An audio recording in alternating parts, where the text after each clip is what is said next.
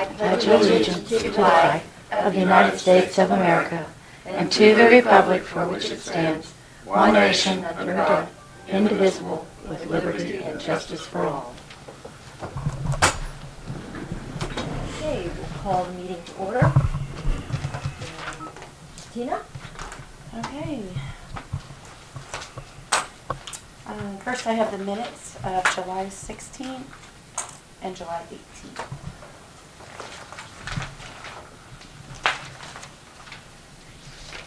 Okay, the minutes of July 16th.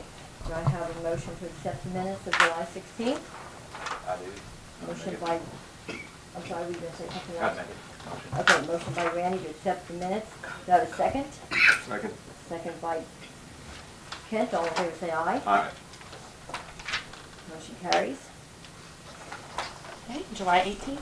Minutes of July 18th, same thing. I'll make a motion to approve the minutes of July 18th. Motion by Kent, Second.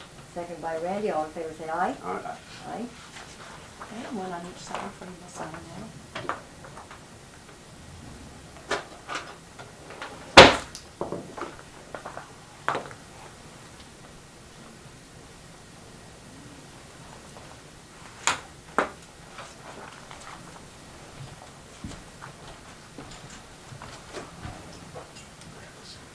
And we do have change orders and supplements. One of these is a prior year, so that's the one that you need to sign. The rest of them just for review. Okay.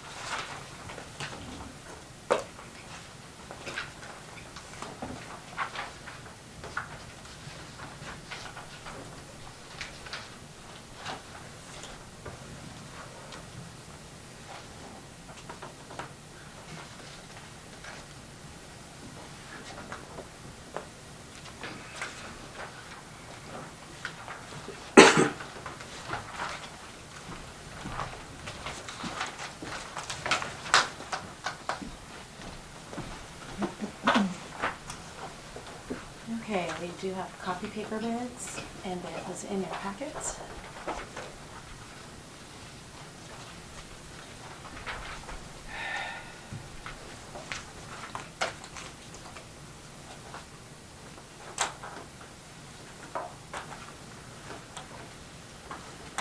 Okay, so we have the bids for the copy paper. And it looks like we got 4 bids, one from Baker Brothers. And this is for 100 cases of paper, 5,000 sheets per case. So we have one from Baker Brothers, which would be $29.54 a case. Maverick Office Products at $32.30 per case. Office Plus of Kansas for $29.39 per case. And Precision Printing for $29 even per case.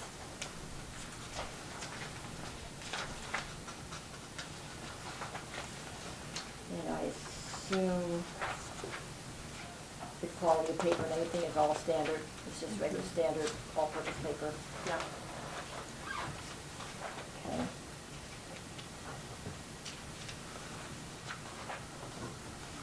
And then they actually deliver it a little bit at a time. They don't bring it all at once, so.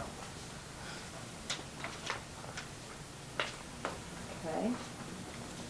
Any discussion on that?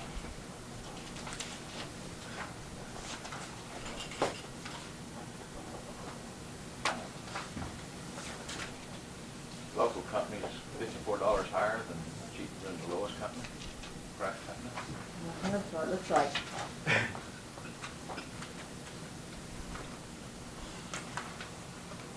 Uh-huh.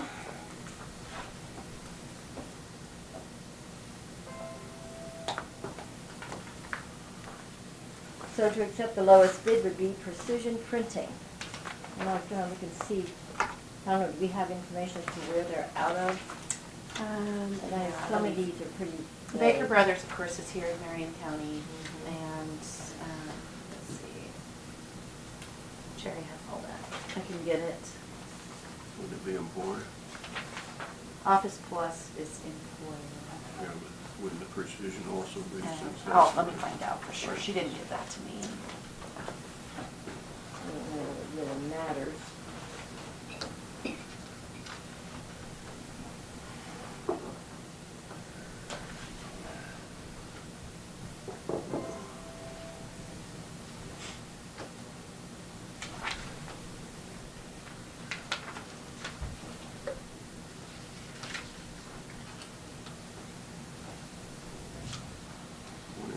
How's kids today? Good, you doing? Good.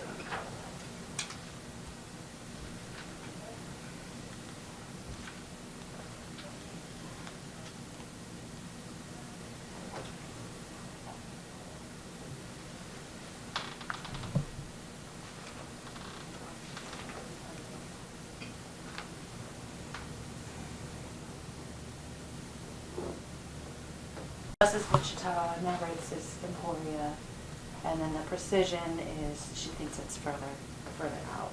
But it's a rep that comes by here for other things, yeah. So, Okay. Well, I'm thinking we need to go with the precision printing at $2,900 for the full bid, at $29 per case. And I say that also because I'm learning, I'm finding out that I think when we take bids like this, I don't think that we can disenfranchise the other bidders and go local. I do have some people checking in on that, but I think there's a Kansas statute or law or something against that. So the lowest bidder is Precision Printing. So I would go ahead and make a motion to accept Precision Printing for $29 per case. Second. Second by Kent. All in favor say aye. Aye. Aye. And Tina, I just want to clarify one thing, they also will deliver in increments. Mhm. Okay. Thank you.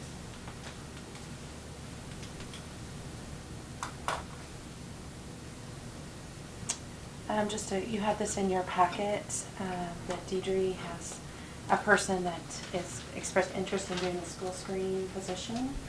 And she expressed in here about paying the $25 an hour. Just wanted to make sure that there's no objections to that from the board and that she is okay to go ahead with that.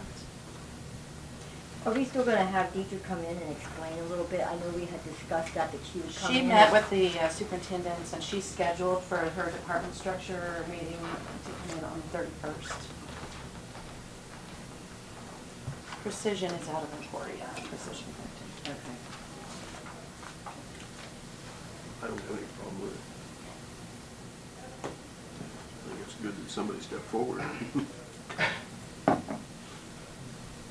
I'm glad too that there are some nurses that stepped up to the plate. I would like to have like we had originally discussed, talk to Deidre, I'd like to have a little bit more insight on the program itself.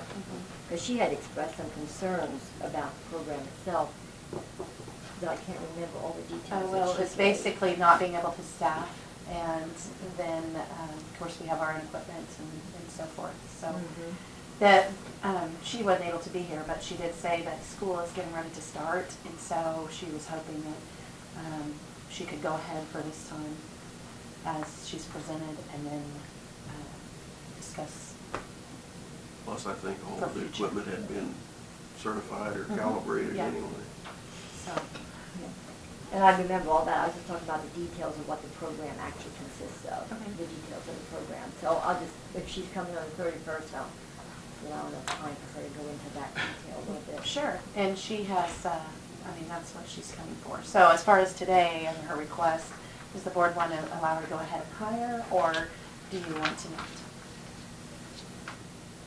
I would say go ahead and let her hire. Everybody together? I agree. Okay, thank you.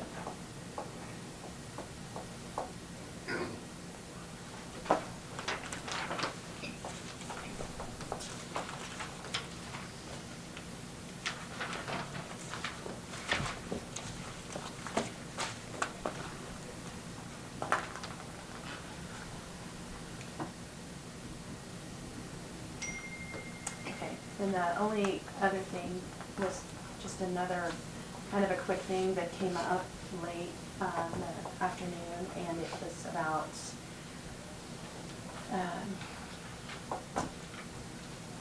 there's a property owner that has requested, or that is needing to have a section of roadway vacated, and this is a process that is one that will come through our office, not planning and zoning, but the reason that they need a vacation is due to a failing wastewater system. And so Sharon, do you want to kind of quickly explain? Basically, when you vacate a road, there are two avenues of doing that. Most of the time, the landowner comes and does a petition, and then you set a viewing and do all of those things. You also have the option as a commission, in certain instances, to vacate a road if it's no longer a benefit to the public, or it's to, so you can do that also. And if that process is a little bit faster than the one where the landowner applies for a vacation. And so this may be an instance where you might just want to, as a board, set a hearing, and you still have a public hearing, people can still come and speak to it. It's just a little bit shorter process to get it started. And can you just go ahead and explain the situation?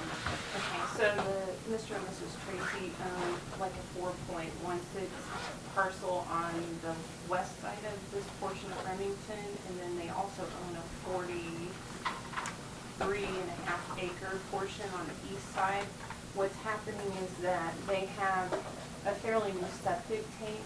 However, their lateral field is failing, and the only direction that they can possibly go is to the east. The west and the north would not be favorable, and to the south is already saturated with the failing system. So in order to be able to place that lateral field to the east, if that portion of Remington, which doesn't go through, it stops at the railroad right of way, and then again just to, that's 80th right here, then they would have to bore under the county road. The road is, it's this right here, correct? Mm-hmm. And they own both of these pieces of property. And it's still an official county road, but it doesn't go through, and I think they're just using this portion as a driveway right now.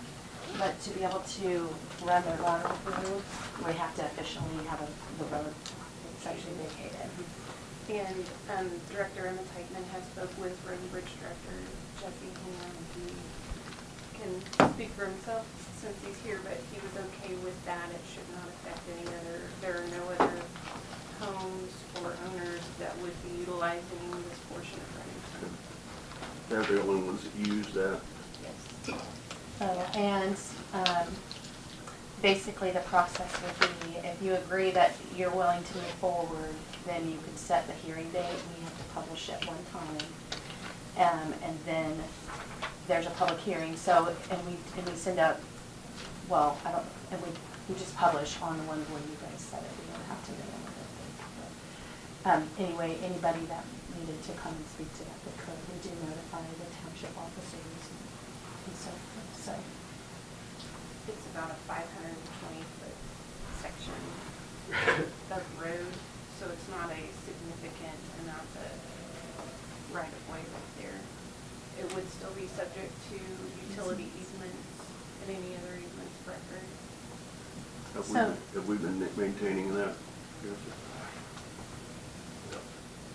So the only decision I need from you all today is whether you're willing to move forward as a vacation of the board. And the only reason is because of the time frame. They need to apply for financial assistance for the lateral field for the failing wastewater. So we need a motion to set a hearing date. Just even an agreement to set a hearing date is fine, as long as, a motion would be fine, would be great. If you're willing to move forward as a board in setting a hearing date, that's all we need. I don't have any problem since the road comes to an end anyway. You're not disenfranchising anybody, but you would be accommodating them. So I would have no problem moving forward with it. I don't have a problem. Do they I don't know anything about their lateral fields, but there is a process now for cleaning laterals. And I don't know, a lot of people don't know that. It's a jet system. And there's an individual in Marion County that does that. Do you know how they failed? Are they just old or what? Yeah, I'm not sure exactly what's causing the lateral field to fail at this point. We do know that there's a check valve that's causing the sewage to not back up into the house, but it is coming out at the top of the septic system, which is a pretty good indicator that it's not, the effluent is not flowing through the laterals. So just, since you're all in agreement, if you Yes. don't mind just doing it Yeah. as an official motion and vote, that would be great to set a hearing date. and then we'll do What is that? Is that 803 Remington? Yes. Okay. So I'll make a motion to go ahead and vacate 803 Remington. What is that? It would be the road right-of-way, Is that, 80th and. you said 500 and some feet or something? Yeah, it's like 520 feet approximately. Approximately 520 feet of 803 Remington. Actually, the motion just needs to be to set a hearing. Oh, just at a hearing? Yeah, Oh, because okay, I then thought we were there'll gonna be a- approve the. We Okay. can't do that without having the hearing first. First we Okay. publish and hold the hearing, and then at that time, at the hearing, then that's when you can adopt a resolution to vacate. How soon can you have the hearing? As soon as we publish, so we have to have, we'll have it to the newspaper today and be able to publish, and so it'll come out, you'd want to at least allow 10 days, I would think.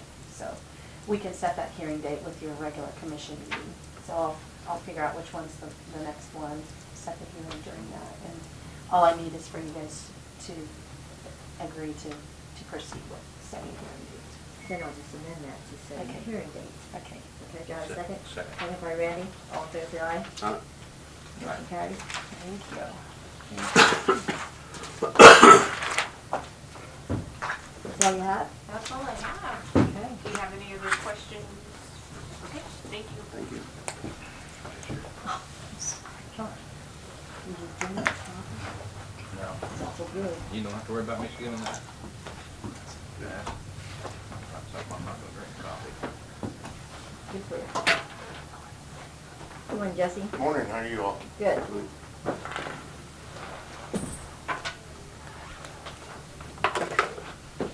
Transport food. That's you?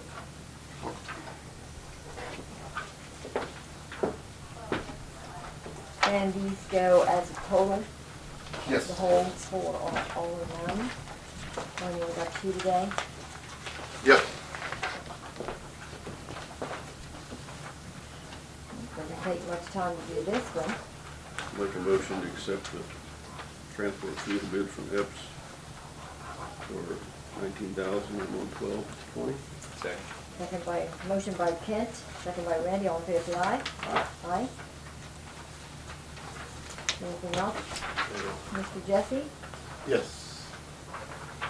City of Peabody, Ronnie Harms, director there, got a hold of me a couple weeks ago. Old Mill Road going south of Highway 50.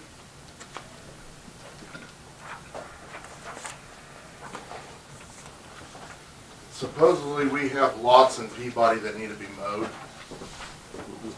And he asked if we would do a road rebuild on this stretch going south of Highway 50 on Old Mill in exchange for mowing. And took a look at it. Half of the road is ours. The east half is the county's, the west half is the city of Peabody. I was not aware at the time we had lots that needed to be mowed in Peabody.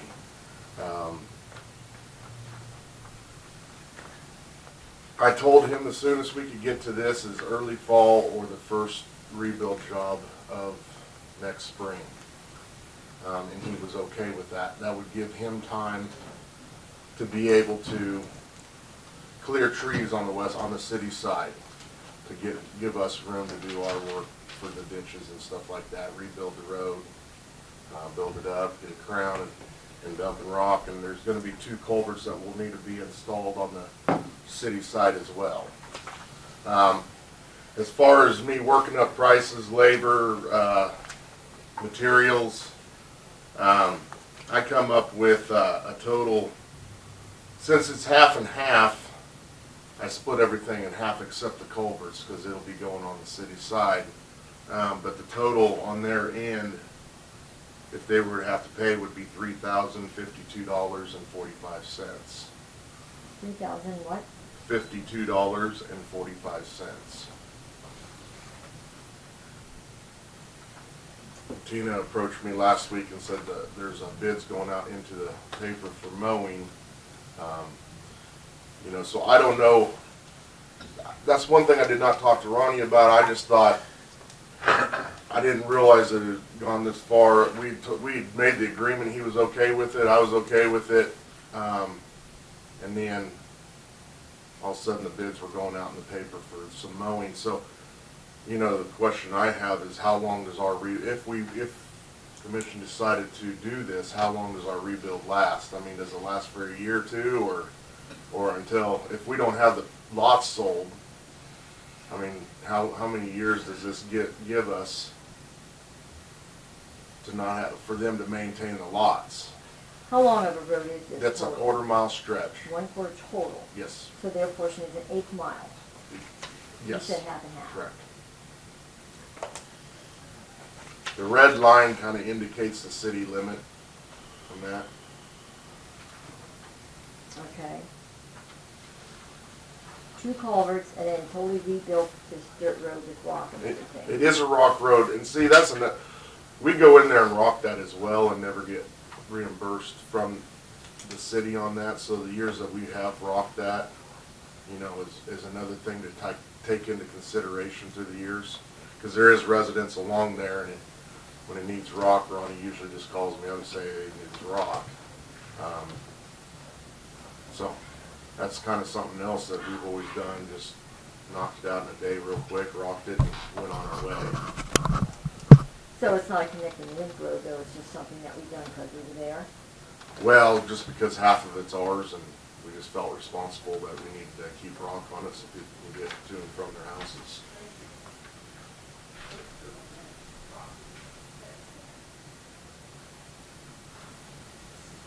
This isn't something that you had scheduled for a rebuild down the road? No. No, this just kind of came up unexpectedly. So you did say a rebuild though, because you were talking about crowning and all Yes. that stuff. So you're gonna go in and do a rebuild? Yeah, we'll do the full thing. I mean, to do it right and get in, get out, and hopefully not have to touch it for a long time. So I would like to know the cost, and I'd like to know how many places they will be mowing, because then we can break that down as to how much we'll be paying we for have- each mow. We have job. 7 lots, Okay, and they charge $200 a lot to mow them, and they've already mowed one of them. Well, they mowed them all, but they mowed them before we were in title on several of them. But we already have a bill for one mowing of one property and potentially a second one of that same property. They don't notify us every time, they just say they notify us once. So there may be $400 bills sitting there. And then they're gonna mow them all again. We're getting ready to get letters on the others, so that'll be, it's a total of 7 at $200 a time. we should probably be notified before we let them do it. Well, they have to send us the letter once, Mhm. and then we have a set number of days to mow. So we haven't gotten the letter yet, but I know we will be getting it. Oh, okay, so, right. Okay. Jesse, if you put this off till next spring, as of last week when the rain was falling, it's a mud pit down through there, It needs rock no matter what right no now. matter what right now. So I just like the commission to know that it's in ugly shape the way it is, for especially since the new Dollar General sitting up there in that red line up there, that box up there, at the top. Right now, at the $3,052 for 7 lots, just for this year, if we left them mow each one, that would cost us $436 a lot, One time, one time, yes. they're gonna mow more than once. One time. Is this So included in that's- the bid to mow that went out? Pardon me? Is this part of what went out in the bid? All the 7 lots. Yeah. Mhm. Okay. And I kind of would like to get the results from the bids, because we might get bids much cheaper too. Yeah, I think the question is really whether you want to have a work, just do this working arrangement with the city, or whether you'd prefer to just go out and do the bids on the properties. But you can see what they come in as, and you can decide to reject them all or to accept one. And there's, I'd like to see the numbers. 'Cause I'd like to they're get not that coming deal. in until, it's going out in the paper this week, and so we won't have them back till the 27th, so you won't award until the 31st. And the only issue we have is if, well, we're still within our 10 days. So, because they'll send us a letter, and then we have 10 days to actually do the mowing before the city will do it. Okay, so we have time. Potentially, not very much. Not very much, just so as we can squeeze in there. Well, and then that one lot will probably be mowed again before that 10 days, before we award the bid, and every 10 days is up. I asked them if they can give us a heads up, and I don't know if they will, because they're not required to after the first. So, we may have $600 worth of mowing already. So depending on how long we have those lots, it might be in the best interest to do this job and let them worry about it. It's- But We have we don't know. a lot of interest, not in the Peabody lots, but in some of the other tax sale lots. I've been getting some calls, and so I need to start working with either Susan or Brad, whoever that falls to, as far as commissioners trying to advertise and get rid of those properties now, because there is some interest in some of them. Well, I still want to get that bidding on the mowing, because I want, if we're gonna, I don't really like blending stuff like this. Somebody always gets the shaft usually in that, unless it's done very carefully. So, and I'm not saying I'm not in favor of fixing the road, I'm just saying I'm not in favor of doing it in this fashion until I have all the numbers. Well, and then, like, we'd have to definitely get cleared up. I mean, if we keep them lots for 5 years, how long does our rebuild last, you know, Yeah, compensate for it. So see, and that's another thing that we'd have to, I don't wanna have to keep rebuilding stuff just to keep them lots mowed. Well, I would think just by doing it anyway, it's gonna come back to haunt us, that we're gonna have to keep it up somehow. So, once we do it, I think we're probably gonna, it'll just end up that way. So, I just like more information, so that we can do what we have to do the right way. Bottom line is they've got the mowers, they got the time to mow. We got the equipment to build the road, we work with our cities in this county, we always have. This commission's always tried working with the cities on things like this, so I don't see no reason why to change. I'm not saying we're not gonna work with them, I'm saying I wanna know all the prices and the facts. I mean, I just think that's the smart way to do anything, is to at least know what you're getting into, what it's gonna cost us. And like Jesse brought up some valid points too, there would need to be some, Yes. And no matter what, I have to get in there with rock here within Yeah. this week or next week, just because it's bad, so. But that's just normal maintenance for us, I mean, usual maintenance that we need to do, so. So if we dump 2 loads on that road, rock, we'll just, if that got us by for the winter, that'd be cool. May take a little bit more than that, but yeah, we need at least need to get through the summer, winter, or at least until I can get the rebuild done on it, if that's the decision we go, but so the road you're saying, how, with being dry as it is, you're saying, or maybe Randy was just saying ultimately by winter, we need to put on rock, is that what I'm hearing? Well, it needs something right now, I mean. it does need some rain. something. If we were to get another rain, I don't know how the people are gonna get in and out. But we have that same situation all over if we're gonna put rain. You know, so I'm just, I don't know the condition of the road, and you're making it sound like it's really urgent. And I'm just wondering. No, I mean, I just gotta get some rock, all I'm saying is I just gotta get the rock on, that's quick and easy, and it'll get them by for, until I can. Is do my it. word not good enough? I said it needs to be done. No, I'm sorry, you're just one of 3, sir. That's what I'm telling the commission. Mhm. So I guess maybe I'd like to make the motion to go ahead and get it done and get it over with. Irregardless of what the then? price. Get the least rock on it right now, and so that people can get up and down the road. I mean, that's what our job is. But you were gonna go ahead and do that, weren't you? Yeah, So yeah, I don't know that we need a motion on that. okay. Yeah, 'cause I mean, it's still our responsibility. yeah, to put rock on it, so we'll I get mean, the rebuild, we can wait until we see what bids come in and that sort of thing. Okay. You've been maintaining this road all along? We do blade it, yes, we do blade it. And you put rock on it, right? And we put rock on it. And I do have to say the east side, our ditch is pretty, I mean, it needs a little bit of attention again, but we did it, I don't know, maybe 5-7 years ago, but it's actually in pretty good shape, our side of it, so. Not bad. These places where it comes out of the field. Yes, so, I mean, I'm happy to say that our side is looking pretty decent there, so. Little maintenance on our side compared to their side, they got a lot of trees. Do they do any maintenance other than taking out some trees?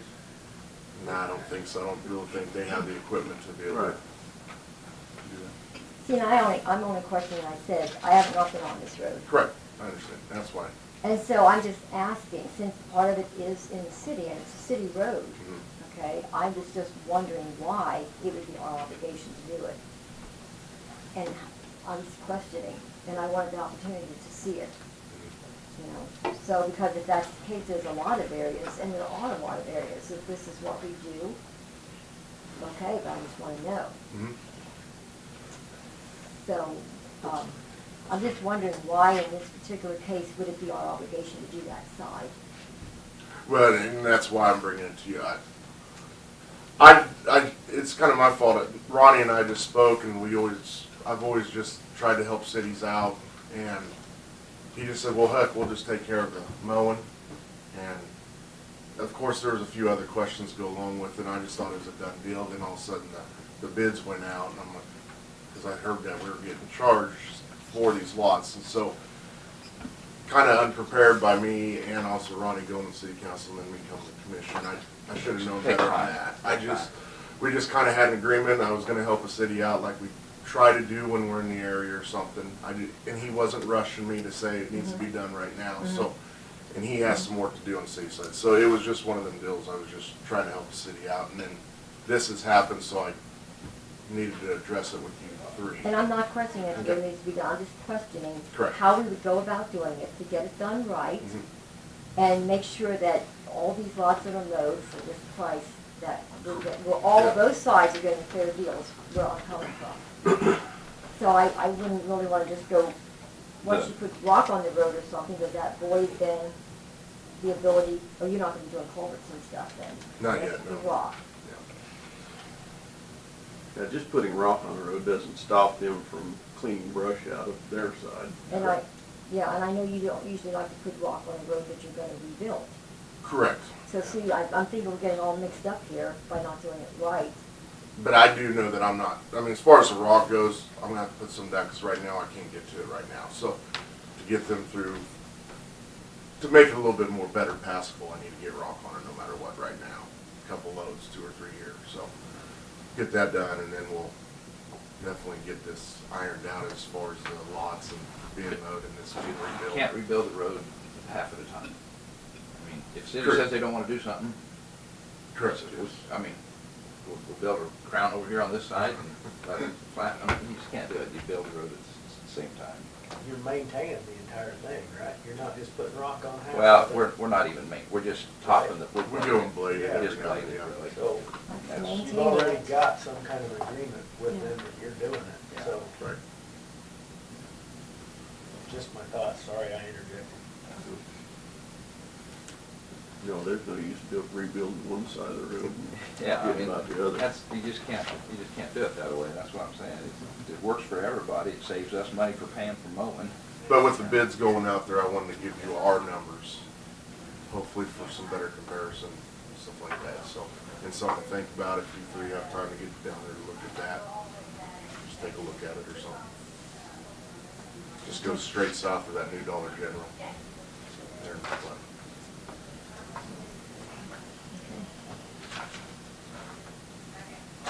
Any other questions? Yeah, I do, just off the top of your head, what would come to your mind to work it out? What would you say would be? Because I know you do things for the city, other cities, neck meetings and stuff. I'd be okay with rebuilding it. I just need to find out how long does my rebuild last.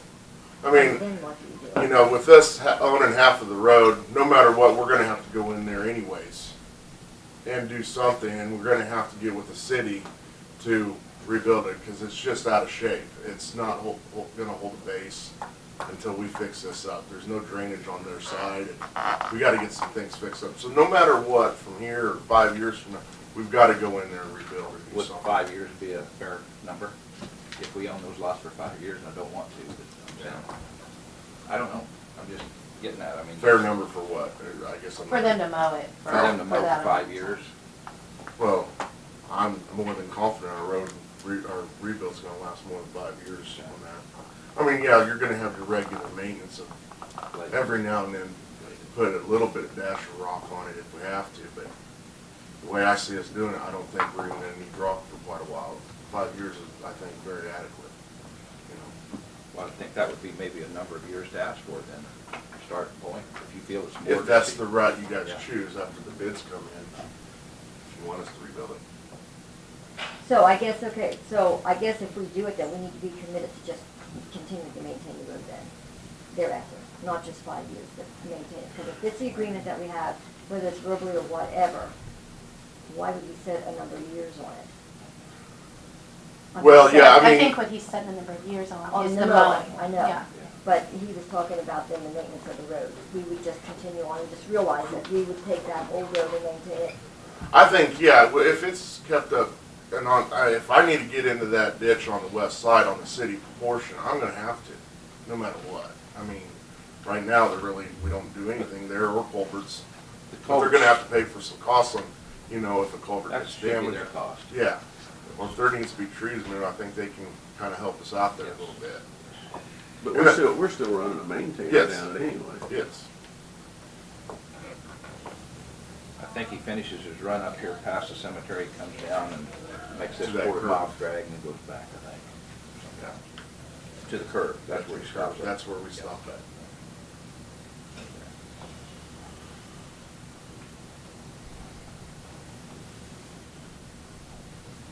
Anything else, Jesse? No, that'd be it. Anything for me? Anything else other than that? Yeah, we'll wait to get those bids in. See what match up some numbers. Don't you think? Yeah. Yeah. Thanks, Jesse. Yep, thank you.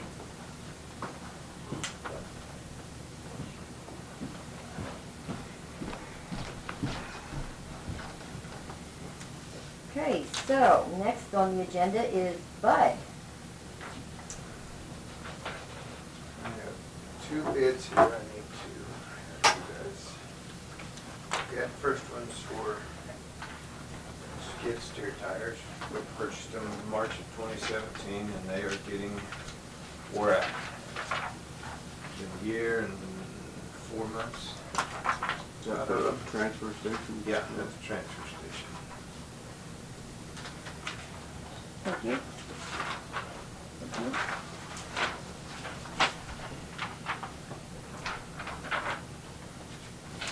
That's just on one of our Bobcats. That's on the big one, the newest one, 850. Those solid or? They're solid, yes.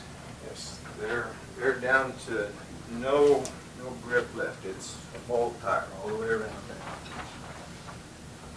So, Almost figure this 5,000 or 4,500, whichever one you went with at, as an operational cost per year for the Bobcat. pretty much, I mean.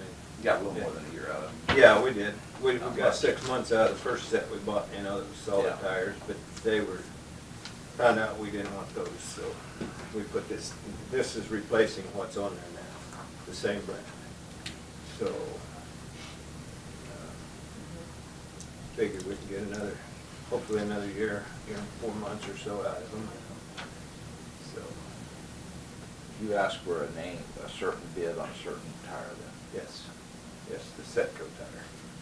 That's what the Setco company, and then I asked Rod for in fact, I've got if you want to see the bids are right here. Rod's bidding the same tire. It's the same, the Setco tire. So, Not much choice but to go with Sitco, because Sitco's bid is $4,593.21. And Rod's tire is $5,346 even. So there is about, there's quite a difference there. So I'll make a motion to accept Setco for the $45.93.21. That's $752.79 difference to be exact. Yeah, second by Randy, all in favor say aye. Aye. Aye. Motion carries. Okay. Randy.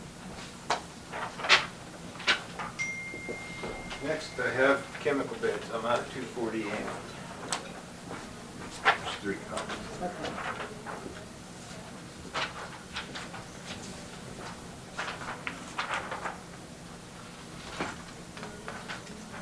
These are the ones that put in bids, so. In-county usually doesn't. So we have Van Dyce that, is that Dyce? Yeah, Vendies. Like I Vendies, have okay. trouble pronouncing it. Yeah, Vendies, I think is how it is. so the total on that is $3,254.40. And then you have Nutrin at $32.11.20. Okay, that's Nutrine, it's the old CPS, we've dealt with them, the one out of Goddard. Both of these companies give you the same service. Yes. It's usually there within a couple of days, usually they have it on hand, so whichever one. I'll make a motion to approve the bid of $32.11.20 from Nutrien for chemical. Motion by Kent, second by Randy, all in favor say aye. Aye. Aye. And then, we had our solid waste management meeting last Wednesday, and we need to have the plan approved for the upcoming year. There's some changes, none from Marion County. All of the changes are in red that the other 2 counties are doing.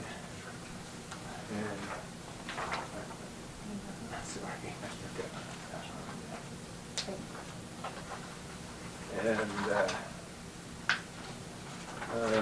on the first page there, they just took the name out. That way, if the position changes, they don't have to change the name all the time. And you can see the other things that McPherson and Harvey County are doing on the changes of the plan. So.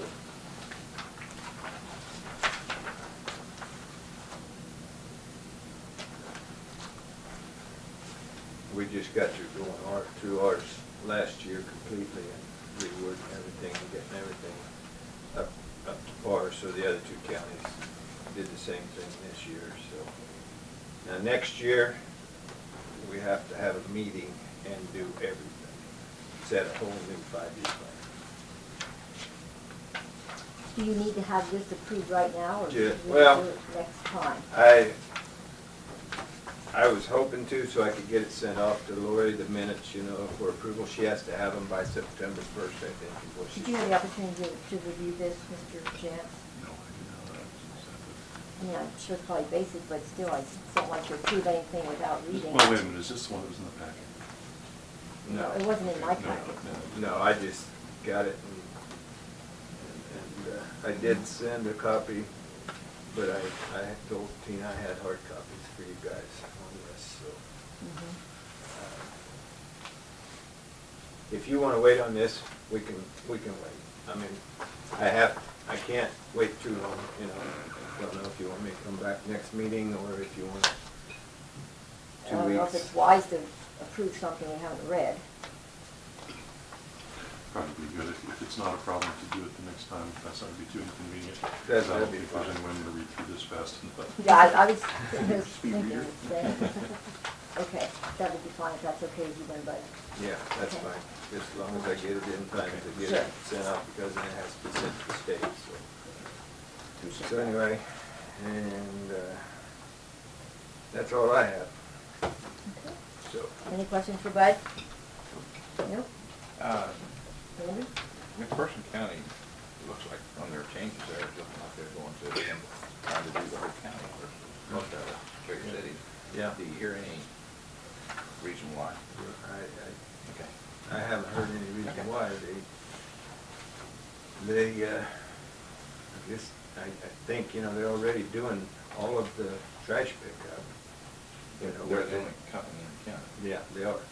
They're the ones that run McPherson County. So, yeah, and so if it starts recycling that way, then that's probably Thank you. what they're doing, so. Mhm. That's all I have. Thank you, Bud. Yep, thank you. All right, so now we're going into budget.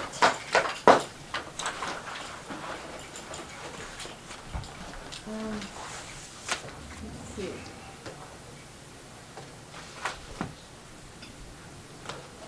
Mr. Lloyd, we're ready for you.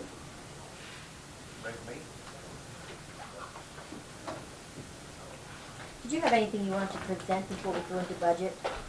Or any particular Well, subject no, matter? not really.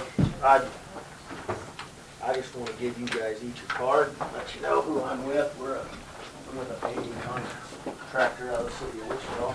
Okay. So we just want Thank you, the sir. chance for your business, so. Okay. And Jesse's got that? Jesse's got that too. He said something about you guys are working up, possibly an overlay for Old Mill, or, I don't know, Nighthawk. So anyways, we'd like to look at that. And, Okay. anyway, I've talked to each one of them about the roads and bridge, so Yes. anyway. Appreciate that. Big friend. Thank you. Howdy. One sitting here. Nope, you are. Okay.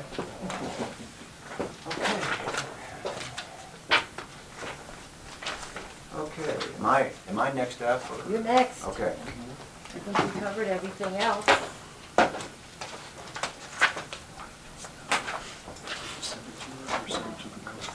Thank you.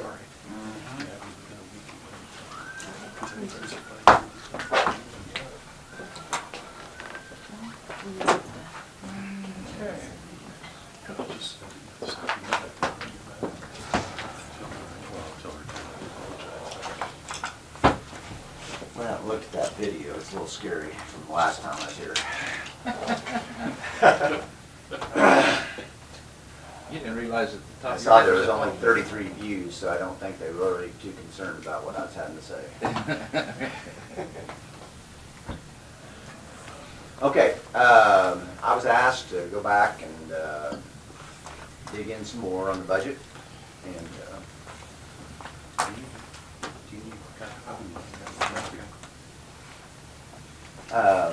and so here's kind of how I approached it. Bless Tina's heart with the election and the budget all kind of come at the same time here. She went through and tried to make sure a lot of the middle column numbers were right, because if the middle column numbers aren't right, it can really mess up what we're doing in the budget. So there's 3 of these levy change sheets that I did. The first one is the one I was asked to do. If you look at column O, I put in column P actually, I put in only the $229,051 on column P of what the tax lid would be increased from consumer price index and new improvements and percent of the assessed value. So the 229,051 is what you are allowed to have without any debt, emergency management, all those things, if there were any of those increases. Okay. With that, based on your assessed value, which was that number right below in column P of $8 million, based on that, I put the 229 just in the general fund, just so we could get the calculation done. But we would actually, in column O, at the bottom of column O there, we would drop the mill levy by 2.779 to 72.848. You all see that? I do. Okay, so that's the way the tax lid would work if it was just the flat tax lid, the way it is today, without any of those other things I talked about last time I was here. Okay, the next page, to remind you, is the same mill levy. So it'd be column O again, down at the bottom, is 75.627. That would raise $608,354 in column P. And that's the one where I had showed you, based on line 21, that we could set aside the additional amount between the 72 and the 75, so right at 3 mills, in the line item that calls for any like disaster payments that are not reimbursed, FEMA, and all that. And set it aside in what we would call the risk management fund as a line item that would say something like unreimbursed federal expenditures. So, like in the gravel situation I explained, you know, if a flood comes along, wipes all the gravel off of many of the roads, we've had to pay that out of our cash. If we didn't have the cash, that could be a tough situation, because FEMA usually doesn't reimburse from 6 to 9 months. And with where the federal government is today, they may not reimburse as much, you know, as they used to. So that's where that one is. That'd be the same mill levy. Okay, then the next one, this is a little scary. This one would be on column O. I went through and there's kind of a new philosophy in budgeting. This started last year. I did not use it last year, but you all have been through this couple years of budgets. It used to be that any cash carryover in the 2019 column in our budget that we're budgeting for this year would be just built into line items. So it'd be built into a building, it'd be built into capital outlay and departments and all that. And so without knowing which one of those line items are good or bad, I just left the line items the way they were.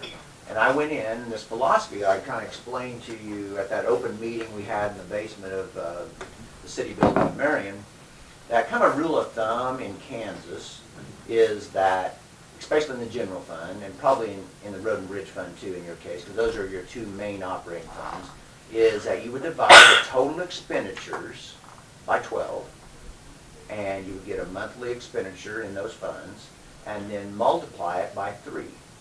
So that cash carryover in that fund should be a minimum of 3 months. Because if you, it's kind of like at home, if you don't have an emergency fund of 3 to 6 months, and something happens at home, and something, like I just had my air conditioner go out, but we fixed it another way. So I mean, you figure, you get creative.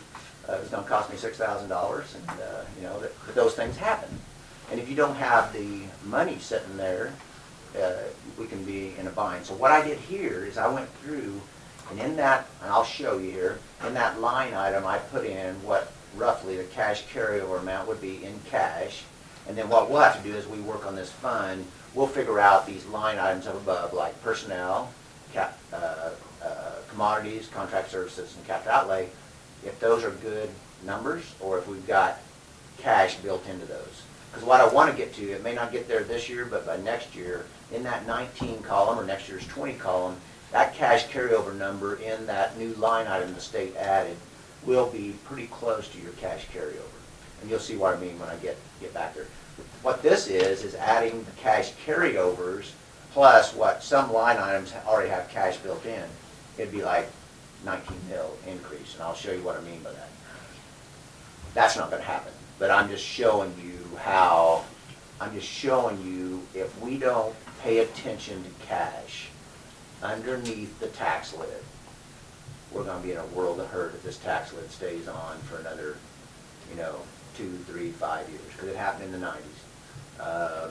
Because what happens is you can't levy any more than that 229. If we use up our cash reserves and those other funds, whether it be road and bridge, with FEMA, all those things happen. If we spend the $7 million or whatever that is for those roads that were coming out of capital improvement, right now we have maybe $5 million in there. The cash carryover, that's one thing I don't know if I think that's why the state did this, is to break out that line item and say, this is the cash carryover at the end of your 2019 budget. Because in the past, it's just been kind of like buried in line items. So it does give you more transparency. It does show you where that cash carryover will be at the end of the budget year. Because in the past, it's kind of been hard to figure that out, okay? So that's more just for information's sake. Okay. I'm going to go through here, and you can ask questions, but I kind of want to give you an overview of where we're at and what questions we need answered. And today is the 23rd, and we have 2 weeks basically for publication.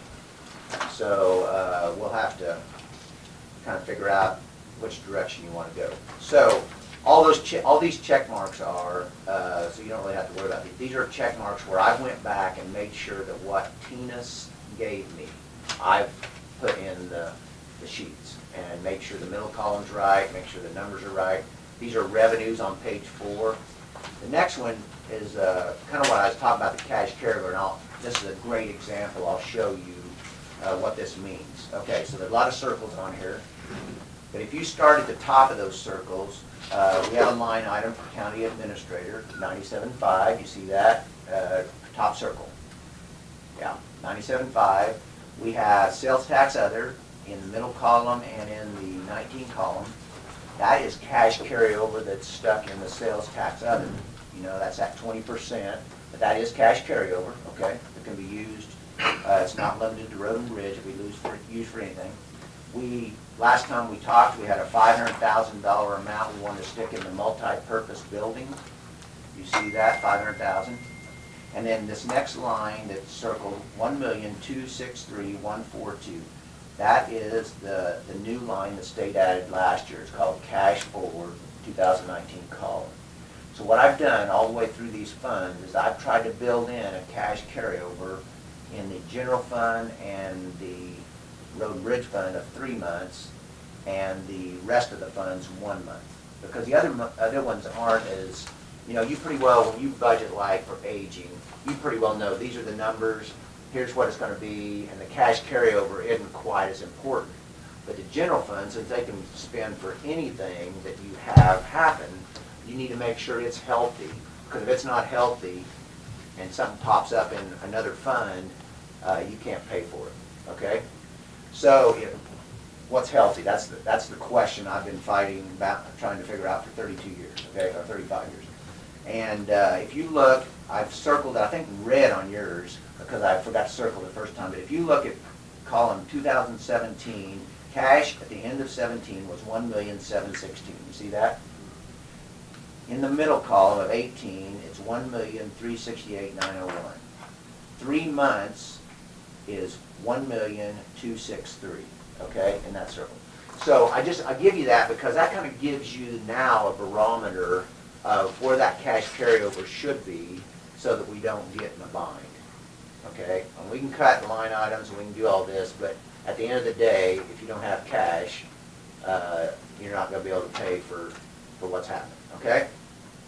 To kind of give you an idea of what that means, you can see how we, in a sense, in these lines, maybe in some respects, counted cash twice. And what I mean by that is, like if sales tax others carry over, because we track it separately, that right there is almost $260,000. Just a real quick word Yeah. on the sales tax. Mm-hmm. Not all of that is carryover, only the part that's other, inside the other, on the, if you go to the detail Other page. inside the Because we other, have, okay. some of it is already allocated. Pictometry and- Pictometry, yeah, the that's radio true. project, some allocations that we're Yeah. making. So there's So not that much. it's only 42,000 that's actual, not designated, and some of that is spent during the year on Other things, other yeah. things. Yeah, and what you're looking at here, this is just a summary page of each of those offices. That's a good point, Tim. And then the building, I mean, that's real. The building is real. Now that, I'm not sure, you know, but that's cash carryover. So if you look down at the bottom, the levy, I've written it down here, the levy in 2017 budget, it's the second from the bottom number, $3,117 is what we levied in 17, okay, at the very bottom of the page.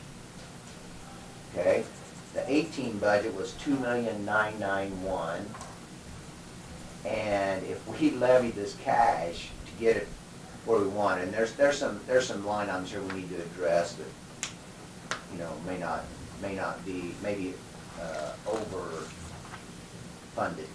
But there's a $1,666,000 increased levy, and that's that whole thing with cash carryover. It will not be to there, but I'm just trying to say, when we're levying here, we need to make sure we watch cash carryover, okay? So let's just look through that and have that mindset as we go through each one of these funds, just kind of have that mindset, because I've made those notes as we went through it. The next page on 6 is the detail in the general fund by each of the departments. And what you have out to the side there is the 0% increase of what the salaries would actually be in 2019, the way they stand today. Okay, and I wrote them out to the side. What 19 is what's actually budgeted from the year before, as we just carried them over. And the middle column has been adjusted for where your salaries are as of today. So there shouldn't be any other adjustments there. So I did not put in, that consultant that you had look at the salaries, 4%. I did not write that number anywhere here. But 4% across the board, plus employee benefits, you can see how it would impact each of the funds. Okay, just keep going, and I've got most of these numbers with the help of Tina pretty well nailed down, I think, on the general fund. So it's just it's some of those bigger items of what we want to do. Now, one thing I should go back and tell you, because it is a big item we talked about. Go back to page 4, and I don't have it starred here, but let's just look at this so we know how this is handled, so we don't forget. About 10 lines up from the bottom on page 4, there's a number 156,000, and then in the middle column, in the 19 column, and then in the middle column there's 37,000. You see that? If you remember from the last time we talked, that was the income coming in on the radio projects. Whether it was police department or cities or whatever. That's the income side. If you flip over to page 5 and you go up right above the cash carryover 1,263,000, there's a number 217,602, and in the middle column 171,916. You see that?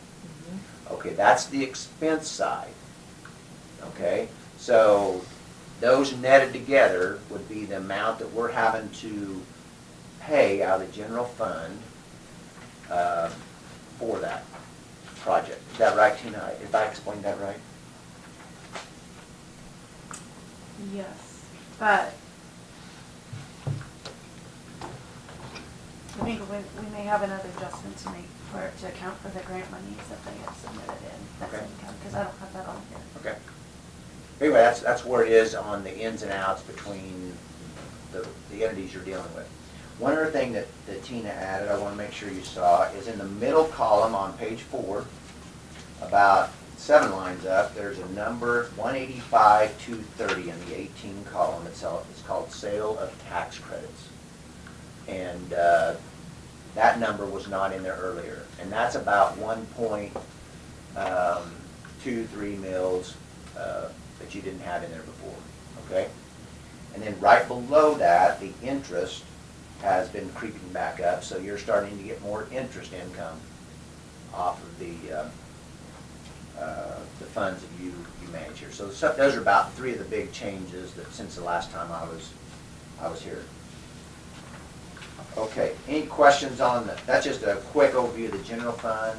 There'll be some things there that you'll want to talk about or decide probably later.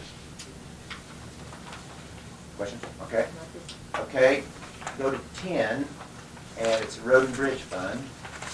And we have not had a chance to get this one nailed down for sure. Still kind of getting the line item numbers here. But if you go on to page 11, I wanted to show you, I did the same thing on the Road and Bridge Fund that I did on general. So if you look, it says 3 months expenditures, 1,206,085. You see that number in the right-hand column on 19. Okay. Stuck that in there, and then if you go down to the, I don't think I circled these on yours, but if you go down to the bottom of 2017 column, you get cash of 2,690,000. See that number? And you go to the next column is 1,939,000. Now, some of the reasons that cash is higher in the Road and Bridge Fund is the last couple of years, you've put more into the blacktop roads and the gravel roads to help. You've been rebuilding, you've been doing some of those things that you wanted to get done. So those numbers are higher because of that, and you'll see that if you go on to page 12. I've circled where those numbers have increased. So if you look at the first circle, it's commodities and blacktop projects under blacktop roads on page 12. You see page 12? Mhm. I think you're on, what one? Yeah, there you go. Yeah, it'd be the first circle there. So if you look in 17, you spent, in those two lines, you spent $799 and $765. We're budgeting about the same, roughly the same thing in the middle column. And then we have some more built in to the 19 column. This is the way we used to do it with cash. And that's why it's kind of double reported here in a sense. If that's really what you're going to spend in that those two lines, and then you go down to the next one, gravel roads, commodities, and gravel projects, the next circle, 850 and 300. And you can see if you look across the lines again, 17 and 18, that's quite a bit more in the 19 column, but that's how we used to carry cash over. We would show it in those line items because we didn't know what those projects were going to be. The next one was bridge. I think you've got some different bridges you're working on, the 220, and we're roughly spent 50 and 60, looking like 60 and 18 there. There's some cash there. And then the last place would be in the commodities and maintenance shop and fuel. Fuel we always built in extra in the 19 column because if you've been looking at the pumps, the fuel prices have been going up. So that's where we've put cash in the past in those line items. And so that, if you look over here, that 1.2 million that I showed you on the page before on the 19 column of 3 months expenditures of cash, you kind of have, right now, the way it's set, you have cash in two places, the way I'm showing it, if you don't spend the money. But if you truly spend those line items for blacktop and gravel, like there's a lot of projects going on, then we would be down to that 1.2 million, and we would be about half, cash carryable would be about half of what it was at the end of 17. You see, that's what I'm saying here is, if we go on and spend the money the way we were talking, those cash carryovers go down because what's happened is the dollar amount that's going up with the tax lid consumer price index is not keeping up with the spending that we're making on, and some of the spending might be catch-up spending, which is not a true, it's not like a true match with the tax lid increase, but it's still, you're spending money. It's just like, again, like at home, you spend it and you don't have it. So those are the two funds that we really need to make sure we keep healthy. All the funds we need to keep healthy, but those two funds, there's a lot going on in those two funds. Okay, 13. I apologize, the numbers are a little smaller here, but ambulance. If you look at the middle column, I don't think I circled on yours, but Tina and I was talking about this. If you look at the middle column of 18 there, and you go down at the bottom, the total expenditures is $1,348,776. You see that at the bottom of 18? Mm-hmm. The budget authority is $1,322,000. And so this one you're probably going to have to amend sometime in October or November, amend the budget, because what happened is there, I just go up to column 18 there, rescue expenses were, the 2 years were spent in 1 year, I believe it was, $52,000, you see that number? And then we bought an ambulance, and we increased the revenue. If you keep going up that column, up into the revenues, $500,000, you see that number? Mm-hmm. We put that one closer to what it was in 17, both in the 18 column and the 19 column, so $500,000 in both of those. When I was here previously, those were a little bit lower. I think at 420. And we had talked about this board, if you remember, I had told you a few months ago that we'll probably have to amend that fund because we had more income, and then also the issue with the 52,000 being transferred from rescue to pay for the radios. So it just means that, and we amended it the year before also. Last year we amended the same funds. Because you can't, if you get extra money in than what you budgeted, you can't spend it out unless you amend the funds. Yeah. Was the rescue money 17, 18, or 18, 19? 17, 18. 17, 18, Mhm. okay. 17, 18. Yeah, if you look in the 2017 column, you'll see it was a zero. Zero, that's what- So it was that's what all I'm done in 2018. Yeah. So, Now, again, on this one, I didn't circle it, but if you look at the, kind of towards the bottom of the 19 column, you'll see the cash carryover again. And it's I've shown 212, 828. You see that number in the column? If you look back over here at 17, at the end of 17, you had 285. At the end of 18, you had 219, okay? And this column kind of, I mean, this fund kind of depends on the way we structure this transaction you've got going on right now. I don't think there's been decisions on it, but like you paid cash for the first ambulance and part of the chassis, I believe. And then you're gonna, upon delivery, you'll have to pay for the rest of the second ambulance. Is that right? Something like And that, we're yeah. not sure, I don't know if you're sure yet if you're gonna do that as a lease purchase or if you're gonna have enough cash to pay it. So that's a decision we'll have to make there. The cash basically is setting pretty close. Again, this is another fund that is just like a business. You're operating this ambulance just like a business because you have fees coming in, you know, and you're trying to match those fees with the expenditures going out, the production costs, the things that are salaries and all that. Yes, there is a levy in this fund. Now, we've kind of got this one built back up, because if you look at the top of the 17 column, if you remember, it was kind of hurting there because the billing, I think you've contracted that out now, but the billing wasn't keeping up with your services, and so the cash flow was lagging behind. So at the start of 17, we only had 162 compared to the end. So that part's got better. And over the years I've been here, that's kind of went like this, you know. But it's just like a business. If you don't bill out your services, you don't have money to pay for your salaries and all that. Okay. And I just, as a point of reference, I do believe that the intent was to do a lease purchase on the second ambulance. Right. It's just a matter of whether you want to do the whole amount of 155 or whether you want to reduce that to just the part that's outstanding. Because we've spent on ambulance replacement in the middle column, it's actually 192 at this point that we've spent out.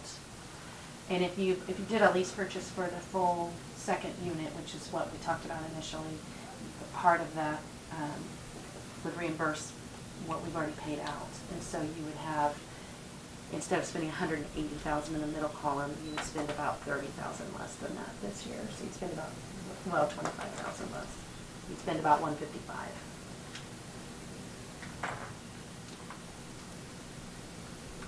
Which is probably what we'll have to do if we want to keep an operating balance. Yeah. We were gonna see if we would have enough cash just to pay for it outright. But Right. no, we don't. You could pay for the chassis outright, but you're not gonna be able to pay for the box outright. Okay. We just keep going here, and then we can kind of go back. You can kind of tell me where you want to go back and attack these funds. Is that okay? Just kind of see where the whole picture is before we. Sure. Okay. Sure. The next one, appraiser's cost. This one, I didn't circle all these, but again, I put in the cash in 19, 25,808 at the bottom of the 19, or close to the bottom there towards the expenditures of the 19 column. That one would be 25, would be quite a bit less than what we've had in the past as cash carryover. That one kind of goes up and down too, depending on what kind of software or, whatever the state says, mandates that you have to have that you end up having to pay for. But again, that levies up a little bit there. Now, we might be able to, I don't know, those lines are fairly tight there. So the levy last year was 286, 481, and this year, down, the way it is right now, it's 312, so it's up just a little bit, because I've got that cash carryover in there. Look at 14, aging, a couple decisions here. Again, I stuck in the cash carryover in 19 column, 22,000, which is about half of what the carryover's been in the past. If you look at 17 and 18 cash carryovers there at the end of the bottom of the columns. The two decisions here kind of are the insurance, you know, it's through this central, it's, I don't know what all those acronyms stand for, NCF, AAA, whatever.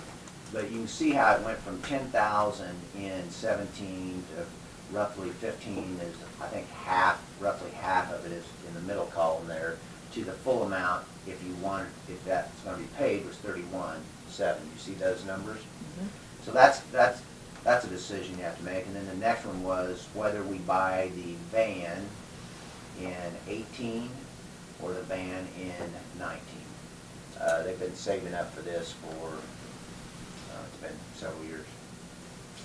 The levy is a little bit more than last year, but the reason, and we dropped it a little bit last year from 17. The reason being is that one line, that insurance line, what you want to do with that reimbursement back to that organization that kind of covers, I don't know, what is there, 6 counties or 7, I don't know how many counties. Health insurance formula for the. Yeah, health insurance, right. Okay, the next one, election. Again, I stuck in the cash carryover, and if you remember, 18 is a fairly large election here, and then 19 will be a little bit of a down year, but we don't want to cut it too much because 2020 is a presidential election, so we want to make sure we're, watching out for the 2020 year. But there, I don't know, Tina, you have to remember, we're paying voting equipment there, that last line expenditures, 41,000 in 18 and roughly 41,000 in 19. So that's, Tina, is that one that, that's a federal mandate, isn't it?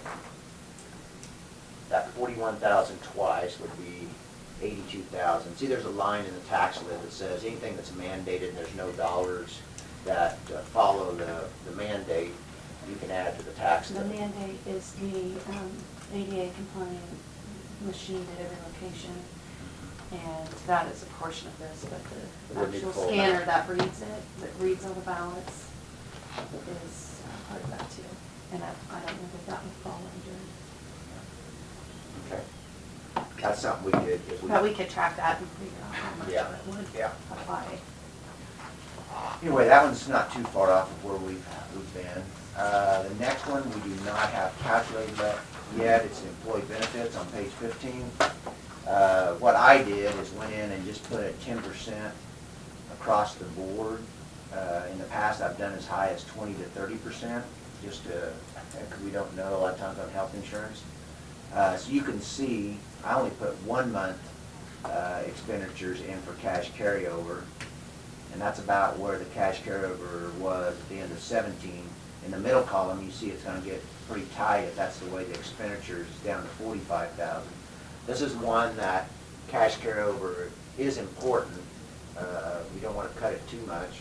So it kind of depends on this one. The reason do you want 4% increase in salaries, or do you want a 0%?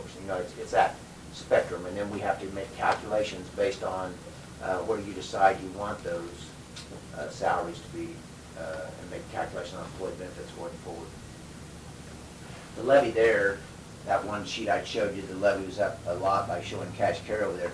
That levy is, last year was 1,577,000, and the way with the 10% increase there would be 1,883,000. So you can see there's a pretty good size to get to 10%. There's a pretty good size increase there to build in that. And what happens here, it happened at Osage, it's not happened here I don't think, but Osage County, that fund, they had some real problems, and with The next year was a 30% increase, and so we ended up having to pay out of the general fund. The fund was out of money. We had to pay the last 3 months of 1 year out of the general fund. So it happens, you know, you just don't, you don't have your crystal ball here if you don't know what's all gonna happen with people's lives. I mean, that's what this is, especially the health insurance. You don't know how that's gonna play out. The one below is, on 15, is the health fund. I don't really have any concerns about that. It's just a matter of adjusting some numbers on this one. There's always been a good cash carryover there. Deidre does a good job of managing this. One of the questions that you have is, if you remember, if we don't levy the same as we did last year, we lose for 1 year state funding, okay? The formula grant, I believe it is. We will lose that amount, because what it says is the local government will supplement the same amount as they did last year. If not, then we have to reduce our share. Now, the question is what's the health department? Is it gonna stay the same? Is it gonna be reduced? What are you know, where is it going down the road? So, I mean, if you wanted to reduce the levy, I guess there's a little bit of cash there. I just don't know what your plans are, I guess, for that fund going forward. Some of the state funding has dried up too. You don't have as much there because of where the state's at. The state's in, you know, it's harder and harder to find state money that helps fund some of these funds like this. Next page, 16, is the noxious weed fund. This one, I left the levy the same after Tina went through and worked the numbers. The only questions you always have on this one is the commodities. You know, where does the commodities need to be based on your chemical sales, and, you know, people wanting to buy them at the reduced rate. You know, you have to sell them 25% less. That one is about the same. The next one down is the park fund, and this is again the one that, you know, depending on which year and how much, both the electrical and the water upgrades. Some of these funds like this at the back, I put 1 month expenditure as cash carryover. Probably that's, if you have a healthy general fund, then that's probably okay. You know, because if it did have something come up, you could always pay it, you know, out of the general fund. But I wouldn't go below that. You can see this end of 17 there had 152,000, end of 18 101,000. That's all based on, we've been trying to kind of get this, I think these electrical and water upgrades done for a while, been carried on for a while. That's why there's some cash sitting in that one. Next page, 17, solid waste. This one, and I might be wrong here, but I know we increased the levy from 25,000 to 40,000 last year. If you'll look at the bottom of 17 and 18, cash carryovers there is about $2,000. So this is a pretty tight fund, the way it's been. Is that an accurate, Tina, is that an accurate statement? But it's a type, yes, absolutely. Yeah. So, this one I raised the levy a little bit, but I mean, it kind of depends on, you know, what direction you're going here. I know you've tried a lot of different things, and recycling, all these different things, but there's a cost in that. One below, special bridge, again, this one has a larger cash balance, but that can be up pretty quick on these critical fracture bridges or these bridges you have to do. I mean, it doesn't take much, just boom, you're gone with cash there.